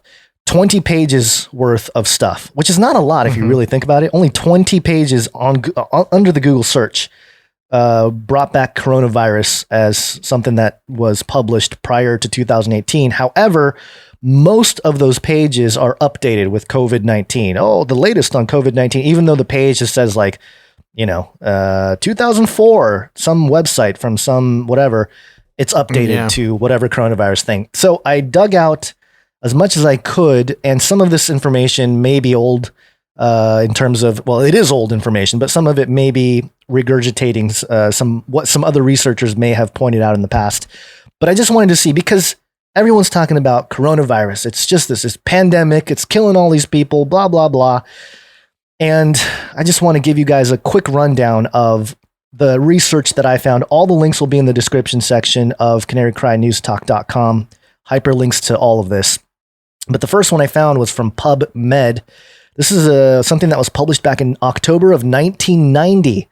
The time course of the immune response to experimental coronavirus infection of man. And they had, I'll just read a little bit of the abstract here. After preliminary trials, the detailed changes in the concentration of specific circulating and local antibodies were followed in 15 volunteers inoculated with coronavirus. It was 229E back then. 10 of them who had significantly lower concentrations of pre-existing antibody than the rest became infected, and 8 of these developed colds. And later it says, in this group, antibody concentrations started to increase 1 week after inoculation and reached a maximum about 1 week later. Thereafter, antibody, I think it's titers, titers, I don't know, TITRES, slowly decline. Sounds like a big science word that I don't know. And then it says, these results are discussed with reference to natural infections with coronavirus and with other infections such as rhinovirus infections. So back in 1990, they were already doing controlled tests of how people would respond if they're purposely being infected with coronavirus. Of course, a different strain, but something to keep in mind here. Another one I found was from 2003. This is October 2003. Isolation and characterization of viruses related to SARS coronavirus from animals in southern China. And it says here, again, this is from 2003. This disease was first recognized in Guangdong Province, China in November 2002. Subsequent to its introduction to Hong Kong in mid-February 2003, the virus spread to more than 30 countries and caused disease in more than 7,900 patients across 5 continents. A novel coronavirus, S-CoV, was identified. Hey, Gons, real quick, I'm sorry to interrupt you, but I'm looking at the chat here. Everybody's saying that YouTube shut down the stream. Is that something you know about? Are you able to see something about that on your side? Yeah, there's a whole big thing that the stream went down on YouTube. I'm looking around. I still got it on Facebook and Twitch. Looks like Susan Wojcicki finally had enough of us. Susan. Another reason why people should head to Twitch. Why don't you throw the Twitch link into the chat there? So people know where they can go to get a non-messed up stream. This is what we've been saying, people. The whole thing. Maybe some of you Twitchers can head over to the YouTube and tell people to head to the Twitch. I'm looking at my dashboard. It looks like 10 people are watching through the Canary Cry radio page. Yeah. And let me see here. Yeah, I don't know. Maybe it was just one of the things. Sorry to interrupt your thing there, but the chat just blew up with the fact that the YouTube got taken down. Oh, you know what? Maybe it did. It says 47 streamers, and we had hundreds just a second ago. So maybe they did. Yeah, we lost like 400 viewers all at once. Wow. Yeah. Did we say something? Did I say something bad? I guess I'm talking about the history of coronavirus. Looking at the history of coronavirus. Yeah. Might have been bad. They shut us down over there on YouTube. Wow. I didn't know they would actually take it down on the live stream. Wow. All right. So why don't you continue? I'll do some typing and let me type in the chat real quick. Yeah, the chat is still going. Because I think I'm just gonna say, for those on the Face Like This on YouTube channel, it seems like they shut us down there. Shut us down. Please go to Twitch to watch the rest. There you go. And hopefully that will get people over to. Well, I guess we could do D Live too. I saw Titus Frost complaining about how Twitch is a Bezos trash, I think is how he put it. Yeah. You might as well put D Live up there too. For a lot of them are not going to come to Twitch just because they're bitter at me talking about it all the time. Well, D Live, I think we got 18 people. Lovers. Yeah, we got 18 people on D Live now, so I think that's the most we've ever had on D Live. 18. So that's fun. Yeah. Okay. All right. So I guess I'll keep going for the rest of everybody else. And like that, Twitch has become the most populated Canary Cry News Talk streaming location. They didn't like me talking. Susan, I have a letter from you, Susan. I was going to show the letter too. My YouTube mark. Okay. Where was I? I was reading through this little 2003 thing here that talked about how the virus came out of China. A novel coronavirus, S-CoV, was identified as the etiological agent of SARS, and the virus causes a similar disease in cynomolgus macaques. Human S-CoV appears to be an animal virus that crossed to humans relatively recently. Thus, identifying animals carrying the virus is a major scientific interest and public health importance. This prompted us to examine a range of domestic and wild animals in Guangdong Province, again back in 2003. And let me see if I highlighted anything else in this article. Looks like I did down here. Oh, here it is. It is conceivable that civets, raccoon dog, and ferret badgers were all infected from another as yet unknown animal source, which is in fact the true reservoir in nature. However, because of the culinary practices of southern China, these market animals may be intermediate hosts that increase the opportunity for transmission of infection to humans. Further, extensive surveillance on animals will help to better understand the animal reservoir in nature and the interspecies transmission events that led to the origin of the SARS outbreak. So again, way back then, they were already talking about the point being that this type of outbreak has already happened in kind of a micro way all across the world. Another one here. I'm just going to go through these fairly quickly here. This one, do I have one that's sooner than this? Okay, so this one's the 2005 History and Recent Advances in Coronavirus Discovery. Again, 2005. Abstract. Human coronaviruses, first characterized in the 1960s, are responsible for a substantial proportion of upper respiratory tract infections in children. Remember, we were all told that it doesn't affect kids, it doesn't affect young people, it's all just old people. Well, the original thing was discovered in children. And says down here in the late 1960s, Terrell, which was the scientist doing the study here, Almeida and Terrell, was leading a group of virologists working with the human strains and a number of animal viruses. These included infectious bronchitis virus, mouse hepatitis virus, and transmissible gastroenteritis virus of swine, all of which have been demonstrated to be morphologically the same as seen through electron microscopy. This new group of viruses was named coronavirus, corona denoting the crown-like appearance of the surface projections, and was later officially accepted as a new genus of viruses. So there you go. That's a little bit of the history. In the last 3 decades after discovery, human strain OC43 and 229E were studied exclusively, largely because they were the easiest ones to work with. OC43 adapted to growing in suckling mouse brain and subsequently in tissue culture was found to be closely related to mouse hepatitis virus. Strain 229E was grown in tissue culture directly from clinical samples. The two viruses demonstrated periodically with large epidemics occurring at 2 to 3 year intervals. Strain 229E tended to be epidemic throughout the United States, where strain OC43 was more predisposed to localized outbreaks. As with many other respiratory viruses, reinfection was common. Infection could occur at any age, but it was most common in children. So again, I mean, it mentions how it's an epidemic that spread across the United States, but of course we didn't lock down or do anything crazy at that time. And I think there's one more little highlight here. While research was proceeding to explore the pathogenicity and epidemiology of the human coronaviruses, the number and importance of animal coronaviruses were growing rapidly. Coronaviruses were described that caused disease in multiple animal species, including rats, mice, chickens, turkeys, calves, dogs, cats, rabbits, and pigs. There's more here. I'm not going to get into all of it. I think it mentions bats at some point here. But the SARS epidemic gave the world of coronaviruses an enormous infusion of energy and activity that contributed to the large amount already known about the virology and pathogenesis of coronavirus infections from the expanding area of veterinary virology.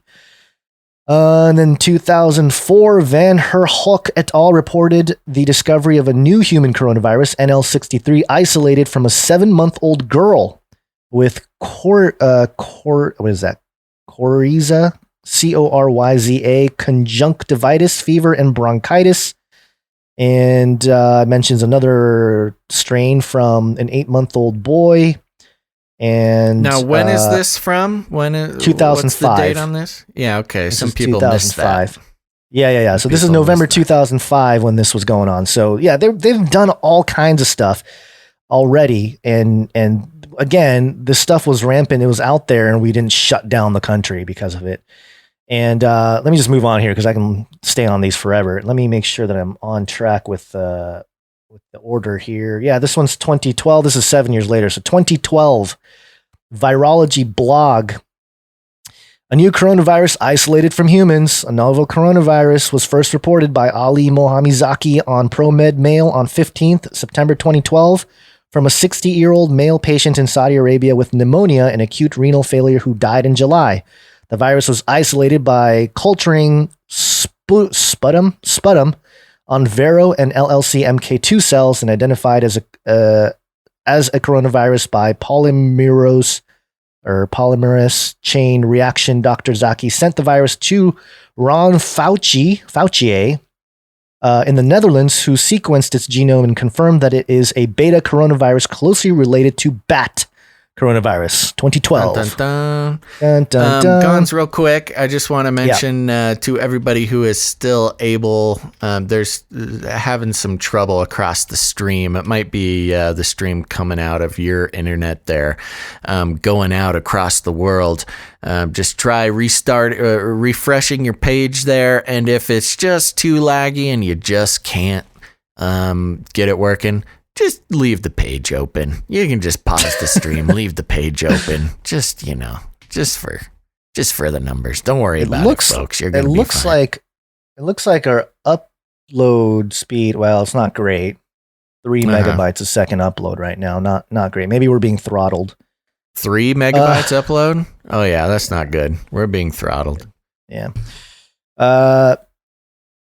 Yeah, so again, I won't necessarily get into all of this, but alignment of the sequence with the other coronaviruses show that the new virus is related to bat coronavirus. They identified this back in 2012 was when they were talking about this.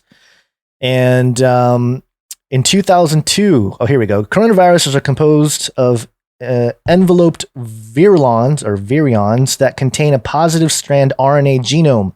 Human coronaviruses may cause the common cold or severe respiratory illness. In 2002, the SARS coronavirus emerged in China and spread globally, infecting over 8,000 individuals and killing more than 900. The SARS coronavirus is believed to have originated in bats and spread to humans either directly or through animals in meat markets. Again, 2002. And there's an update here, and I think these updates are a little bit more recent because, of course, everything going on now. And let me fly through these. Here's another one from 2012. Outbreak specialist tracks down recent coronavirus. The situation reminded Zambon, who's, I think, the scientist that was doing the study, director of reference microbiology for Britain's Health Protection Agency, of the SARS outbreak in 2003, which spread from China to as far as Toronto, killing 916 people. If the virus spread from person to person in the Riyadh household, it has apparently since sputtered and died out, which is interesting. There's all these mentions of how the virus isn't that bad. Like it affects people. People have died, but it's not like super deadly in the way that we're being told now. At least this strand of it. Still, the discovery of additional cases, some in a cluster, who prompted World Health Organization to cast a wider net in its search for other cases.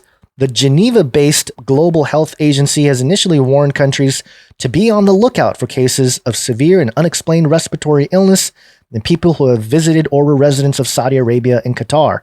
And this article actually specifically surrounded this family and this guy from Qatar that I think contracted the virus and died from it.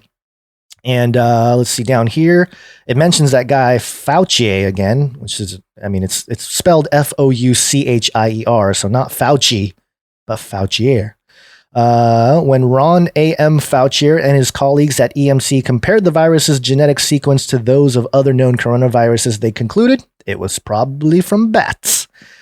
Why it would suddenly start finding its way from its reservoir species to people now is another question without an answer at this point. In 2002, they didn't know how it went from bats to people. So any comments so far, Basil? I got a couple more here. Highlights. I think you're covering it well. A lot of bats, a lot of animals, a lot of information. A lot of information that you're probably not going to find because these are buried on page 12, 13 of, if you Google coronavirus, and do it before 2019. Do it, limit it to 2018 and before. This one real quick, June 15th, 2014. This is Gene. What is this? I don't know how to pronounce it. Gene News or Gene. I don't know. Gene NG News, maybe. Yeah, Gene NG News. Yeah, it's confusing. MERS, MERS, getting a handle on a serious zoonotic coronavirus infection. And it says here, it is understandable that some may be concerned about this situation, but this first U.S. case of MERS-CoV infection represents a very low risk to the general public, according to Anne Shushat, MD Assistant Surgeon General and Director of CDC's National Center for Immunization and Respiratory Diseases, in referring to the Indiana man. There's an Indiana man that came down with the MERS virus here. And later in the article, it says here, given that it took 10 years and a couple of wrong animals, including chickens and civets, to find the likely origin of the SARS-CoV virus, the identification of camels as potential MERS-CoV happened fast. Teams led by Zhengli Shi, PhD from the Wuhan Institute of Virology, Chinese Academy of Sciences, and Peter Daszak, PhD from EcoHealth Alliance, identified SARS-like coronavirus. Alliance. Yeah. Perfect. In Chinese horseshoe bats that were 95% identical to human SARS-CoV, as evidenced by whole genome sequencing. These scientists isolated the first known live bats SL-CoV that replicates in human and related cells and can use human angiotensin converting enzyme 2, that's ACE2 receptor for docking and entry into human cells. I mean, so it seems like they knew quite a bit about how the coronavirus in general works. I get it's a different strain that they're talking about here, but I mean, just all this literature and all this research on it, it's just remarkable that now that the word coronavirus has become this politicized New World Order tactic to lock everything down. I mean, there's just, it's incredible that there's so much research, prior. Quote, there are enormous problems with the idea of a MERS vaccine, virologist Ian Jones, PhD of the University of Reading, told Reuters, quote, I can see that they want to say they can make it, and biochemically, of course, they could, but practically, it doesn't make any sense. And he asks, who would you vaccinate? Would you vaccinate the whole population when only a tiny number of people seem so susceptible? Interesting comment from a virologist back in 2014. It mentions the Middle East having kind of a hotbed.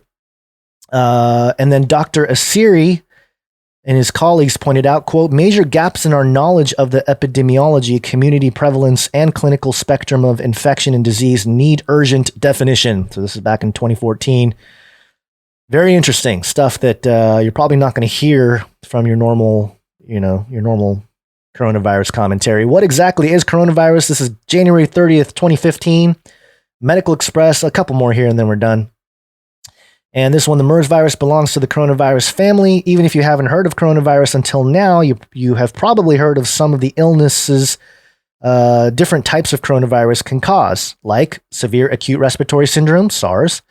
And if you've been coughing and sneezing thanks to a cold, then you could have had a bout of infection with the coronavirus. They aren't new or even that rare, but we still don't know very much about it. Coronavirus infects humans on a regular basis and are one of the number of viral groups that lead to symptoms that we can clump together and call the common cold. Coughing, sore throat, runny nose, sneezing, and fever. While this may leave you feeling unwell for a few days, they are rarely lethal. The common cold causing coronaviruses have been with humans for some time, and therefore we have natural immunity to them, reducing the risk of lethal infections. I got some red highlights, which means it's intense. Within 8 months in 2003, the SARS virus spread to 29 countries, infecting 8,098 people and killed 774 of them. And now, a decade after the SARS epidemic, we are facing an ongoing outbreak of another potentially deadly coronavirus, MERS. The SARS coronavirus led to a newfound interest in human coronaviruses. Researchers started looking for coronavirus reservoirs, places where the virus can be maintained in the wild by transmitting between but not killing its hosts. Because coronaviruses can mutate and recombine, they can sometimes jump species. Both SARS and MERS coronaviruses are very closely related to bat coronaviruses, suggesting that both these viruses could have emerged from bats. The SARS virus is believed to have spilled over from bats to civet cats to humans. The MERS virus is believed to have spilled over from Egyptian cave bats to humans, with camels acting as the intermediate host species. And how do we control the spillover of coronaviruses? Again, 2015. Controlling spillovers is not as easy as it sounds. As humans exploit the virgin forests and come into contact with exotic species of animals, one cannot predict the various different viruses that humans could encounter, some of which have never been seen before. The scientific community has only recently started looking at bats and the viruses that they harbor. They are also trying to explore how bats survive infection by these viruses and extrapolate that knowledge to humans. So again, a lot more information known than you'd think. And 2016, this is, I think, my favorite here. 2016 article on Engadget. Scientists model a coronavirus's infectious bits for the first time. A collaboration of scientists from the University of Washington, the Pasteur Institute, and the University of Utrecht have harnessed a state-of-the-art microscope and supercomputer to model coronavirus's infection mechanism for the first time. They already had supercomputers doing this for us, Basil, back in 2015, or is it? Yeah, 2016, February 2016. Once inside, these viruses can cause pneumonia if you're lucky. The strains that become SARS and MERS have a mortality rate as high as 37%. Plus, there is currently no antigen for SARS or MERS, which makes them specific or especially dangerous. The research team leveraged a single particle cryo-electron microscopy technique to model the spike of a coronavirus that infects mice in terrific detail. The team managed a 4 angstrom resolution, about a tenth of a nanometer. With this new analysis, the team believes they've identified a potential weaknesses in the virus's defenses. Turns out the spike has a small peptide chain running along it. The peptide helps facilitate the virus's entry into a cell, but could easily be hijacked by a treatment. There you go. They actually found a way to maybe mitigate the virus way back with the simulation, which I thought it was funny that, all the simulation talk. Well, they had a simulation that actually found will cure all. Cure it. So there you go. Again, all the links will be in the description. Those are the ones that I can dig up that are actually pre-2018 articles or reports of the coronavirus that's public, that Google is openly sharing. Of course, Google doesn't like that. It's probably why they shut down our feed. It looks like it's back up, though. Yeah, it looks at least like on back. YouTube. Yeah. Yeah, that's very interesting. And I would like to remind everybody to, take a stop at canarycrynewstalk.com, because we put the show notes up, for every episode. And if you heard a story, if you heard something mentioned in the show and you want to know more, or you just want to catalog all the sources that we use, and especially Gonz's little Google extravaganza he did here at the end. All very interesting. You can see the sources. I saw people asking for sources. So go to canarycrynewstalk.com probably in a few hours, because we'll be putting up the podcast version of the show, which will have some better audio for you audiophiles out there. You can find that at canarycrynewstalk.com. And we got all the show notes, all the links, everything you'll want will be there. canarycrynewstalk.com. So make sure to check that out. Well, that's very interesting, Gons. That's part of the thing that just doesn't sit right, because a lot of people heard coronavirus for the first time during all this thing, and then it was only later that we were told, coronavirus has been around. Yeah, we know a lot about it. We've been studying it for years. That Wuhan lab has been working on coronavirus stuff for X many decades. So, and it's just weird. I mean, it's not a new thing. Of course, this is the novel coronavirus, but hey, buddy, get those peptide chains and those tardigrades and just go at it. You know what I mean? Well, you say novel, but I think there was one of the first articles I mentioned. They used that same phrase, the novel coronavirus. That is interesting. Yeah, 2005 or something. So again, all those little trigger words that were already out there being weaponized for this occasion. And obviously the big excuse. And the one thing that if you read through, I tried to read through all of these, all of the articles through here, and a lot of times it mentions the World Health Organization at the forefront of this research, which is very suspect, obviously, with their ties to everything else, and how they're the ones that are leading the charge and making sure that this doesn't spread, even though it's spread. And if it does spread, then we want to know more about it. And, we want to make sure to scour everybody to keep tracks on it. And it seems like they just, whoever's behind it, maybe not the individuals that are operating on the ground, but certainly the people behind it have been gathering data as to how to not just, lock down everybody, but have not a legitimate per se, but a good enough excuse to actually instill fear in enough people that everyone walks around in masks and they're trying rubber gloves and trying so it worked. hard. It worked, man. COVID 1984. Yeah, no, that's very good. Very good info. And I recommend everybody go copy and paste those links. Keep those links around because in your conversation with your normie friends and family, you're going to need to pull some of that stuff out. CanaryCryNewsTalk.com. Yep. Okay, well, Guns, as we start to wind down the show, are you good for a wind down? Do you have a whole bunch more?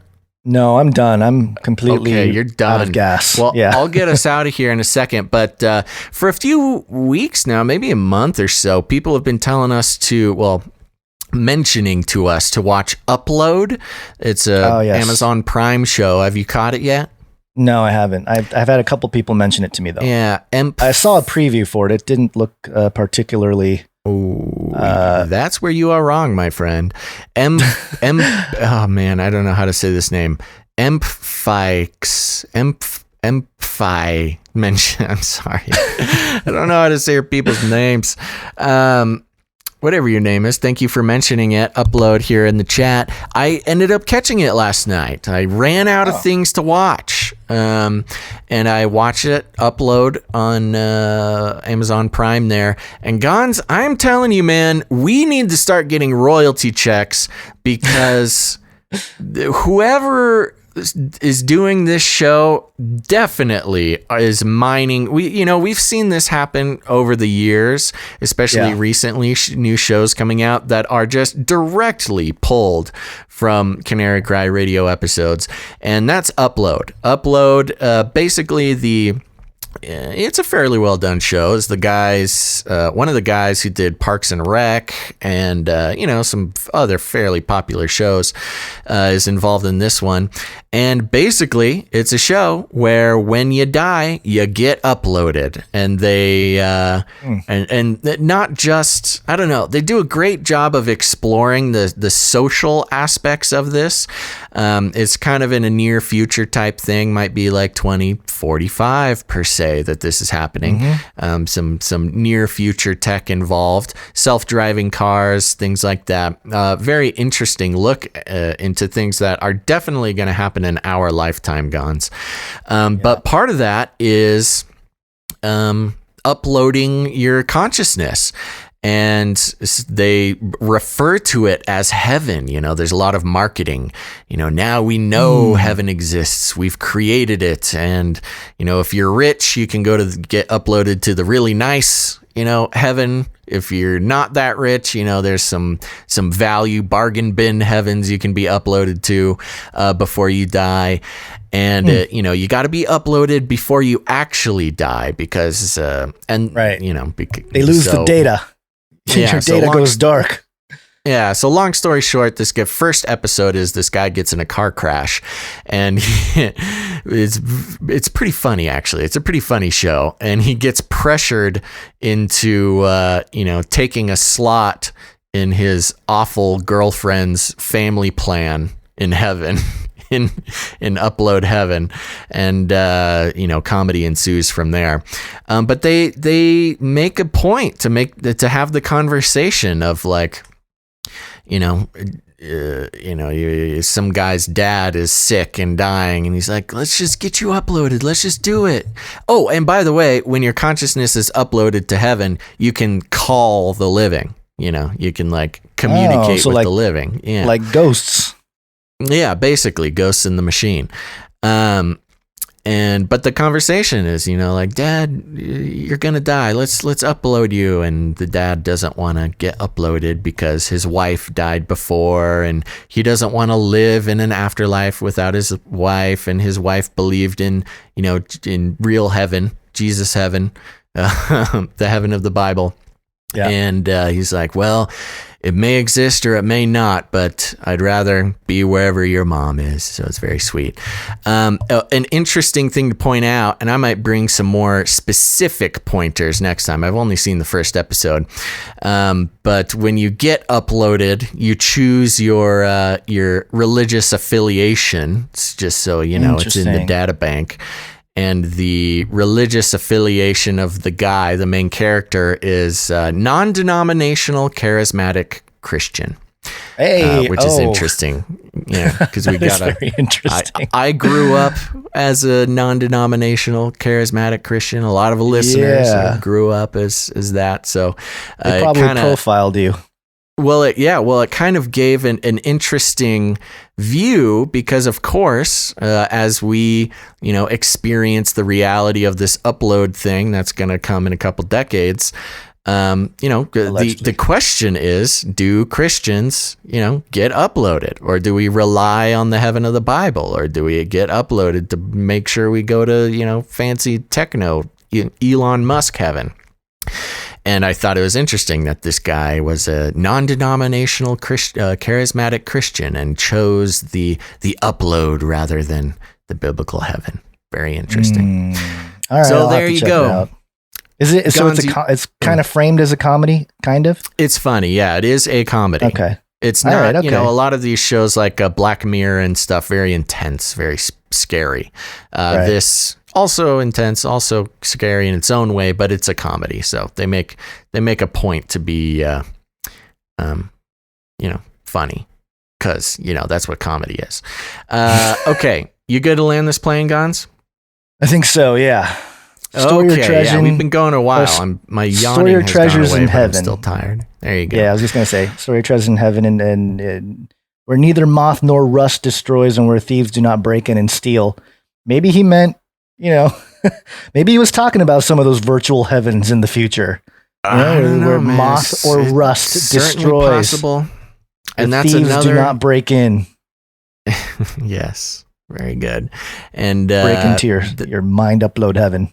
Sorry, that's right. Mind upload heaven has been something that we've been talking about for years, and so they took it straight from us. Even the anyways, it just. I'm going to keep watching. I'll be pointing out what's going on and more ways that Hollywood needs to give us our money that we're owed for giving them all these good ideas. All right, everybody. Thanks so much for tuning in. Thanks for being in the chat. The chat was great today.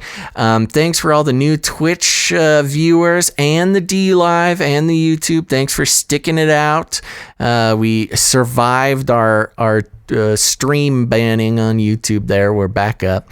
And thanks for everybody sticking through, some buffering, some lagging, but we're back in action. Now, remember, we've been doing this show for a long time, and we're going to continue doing the show, and we're doing it for free. We don't believe in advertising because advertising makes you not a listener or a producer or something like that. It makes you the product. We don't believe in selling your attention, making you into a product in order to further the goals of corporations. So that being said, we do rely on the value for value model. Those of you who get value from what we do, please consider going to patreon.com/CCNT, where you can support the show, get some rewards.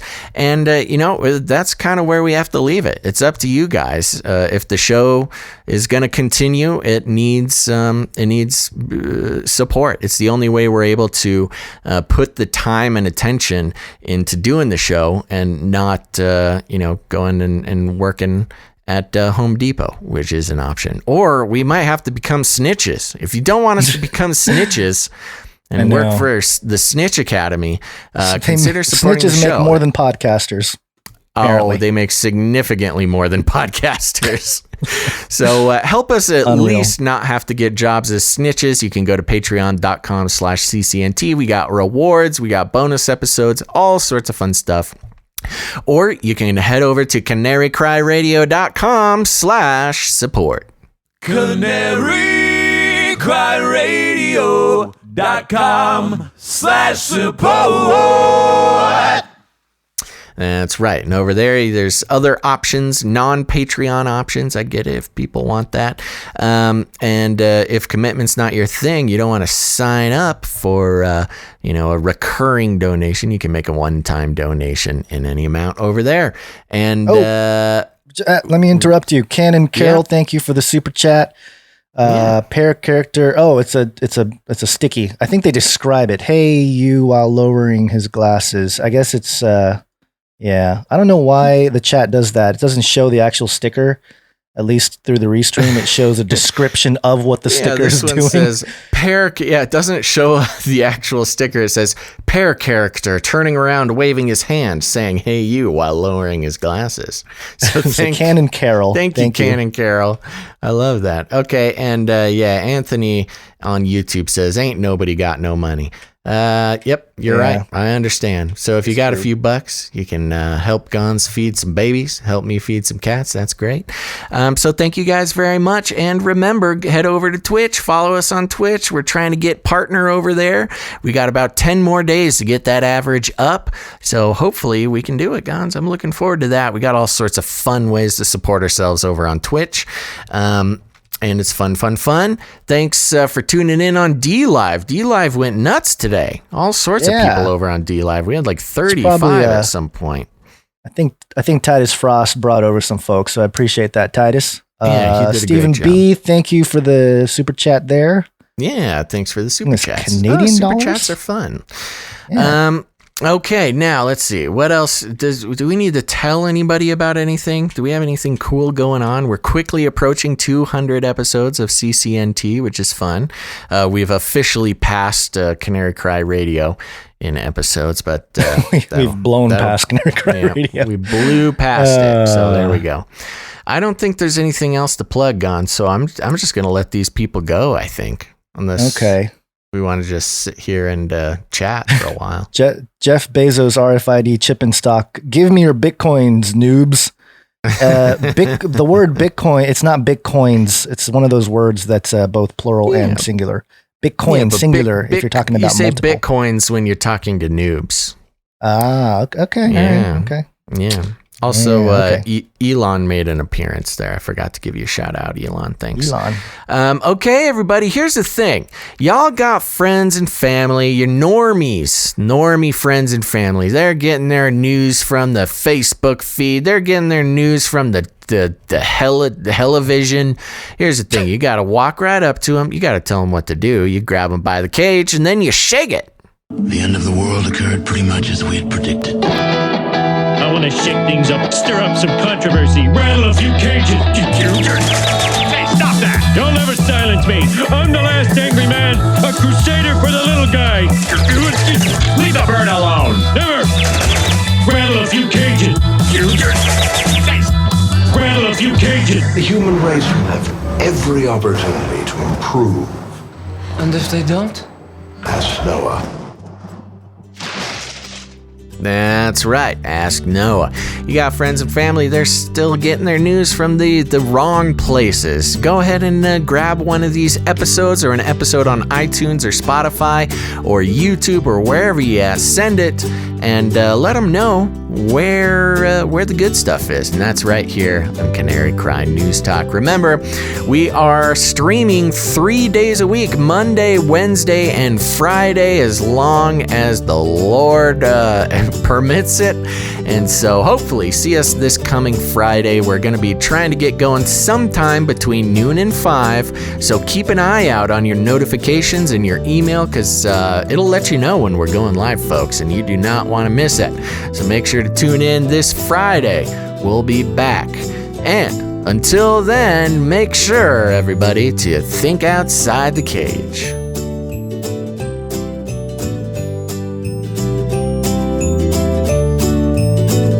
It will kill.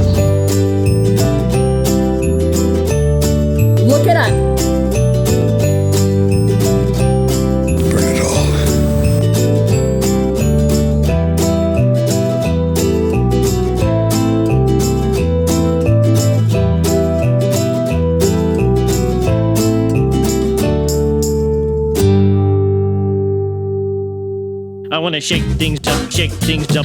I want to shake things up, shake things up. Leave the bird alone. I want to stir up some controversy. I want to rattle a few cages. I want to rattle a few cages. I'm the last angry man. You'll never silence me. I'm the last angry man. I'm the last angry man. You'll never silence me. I'm the last angry man. A crusader for the little guy. Little guy. Little guy. Well, we'll see about that. Whatever, Illuminati.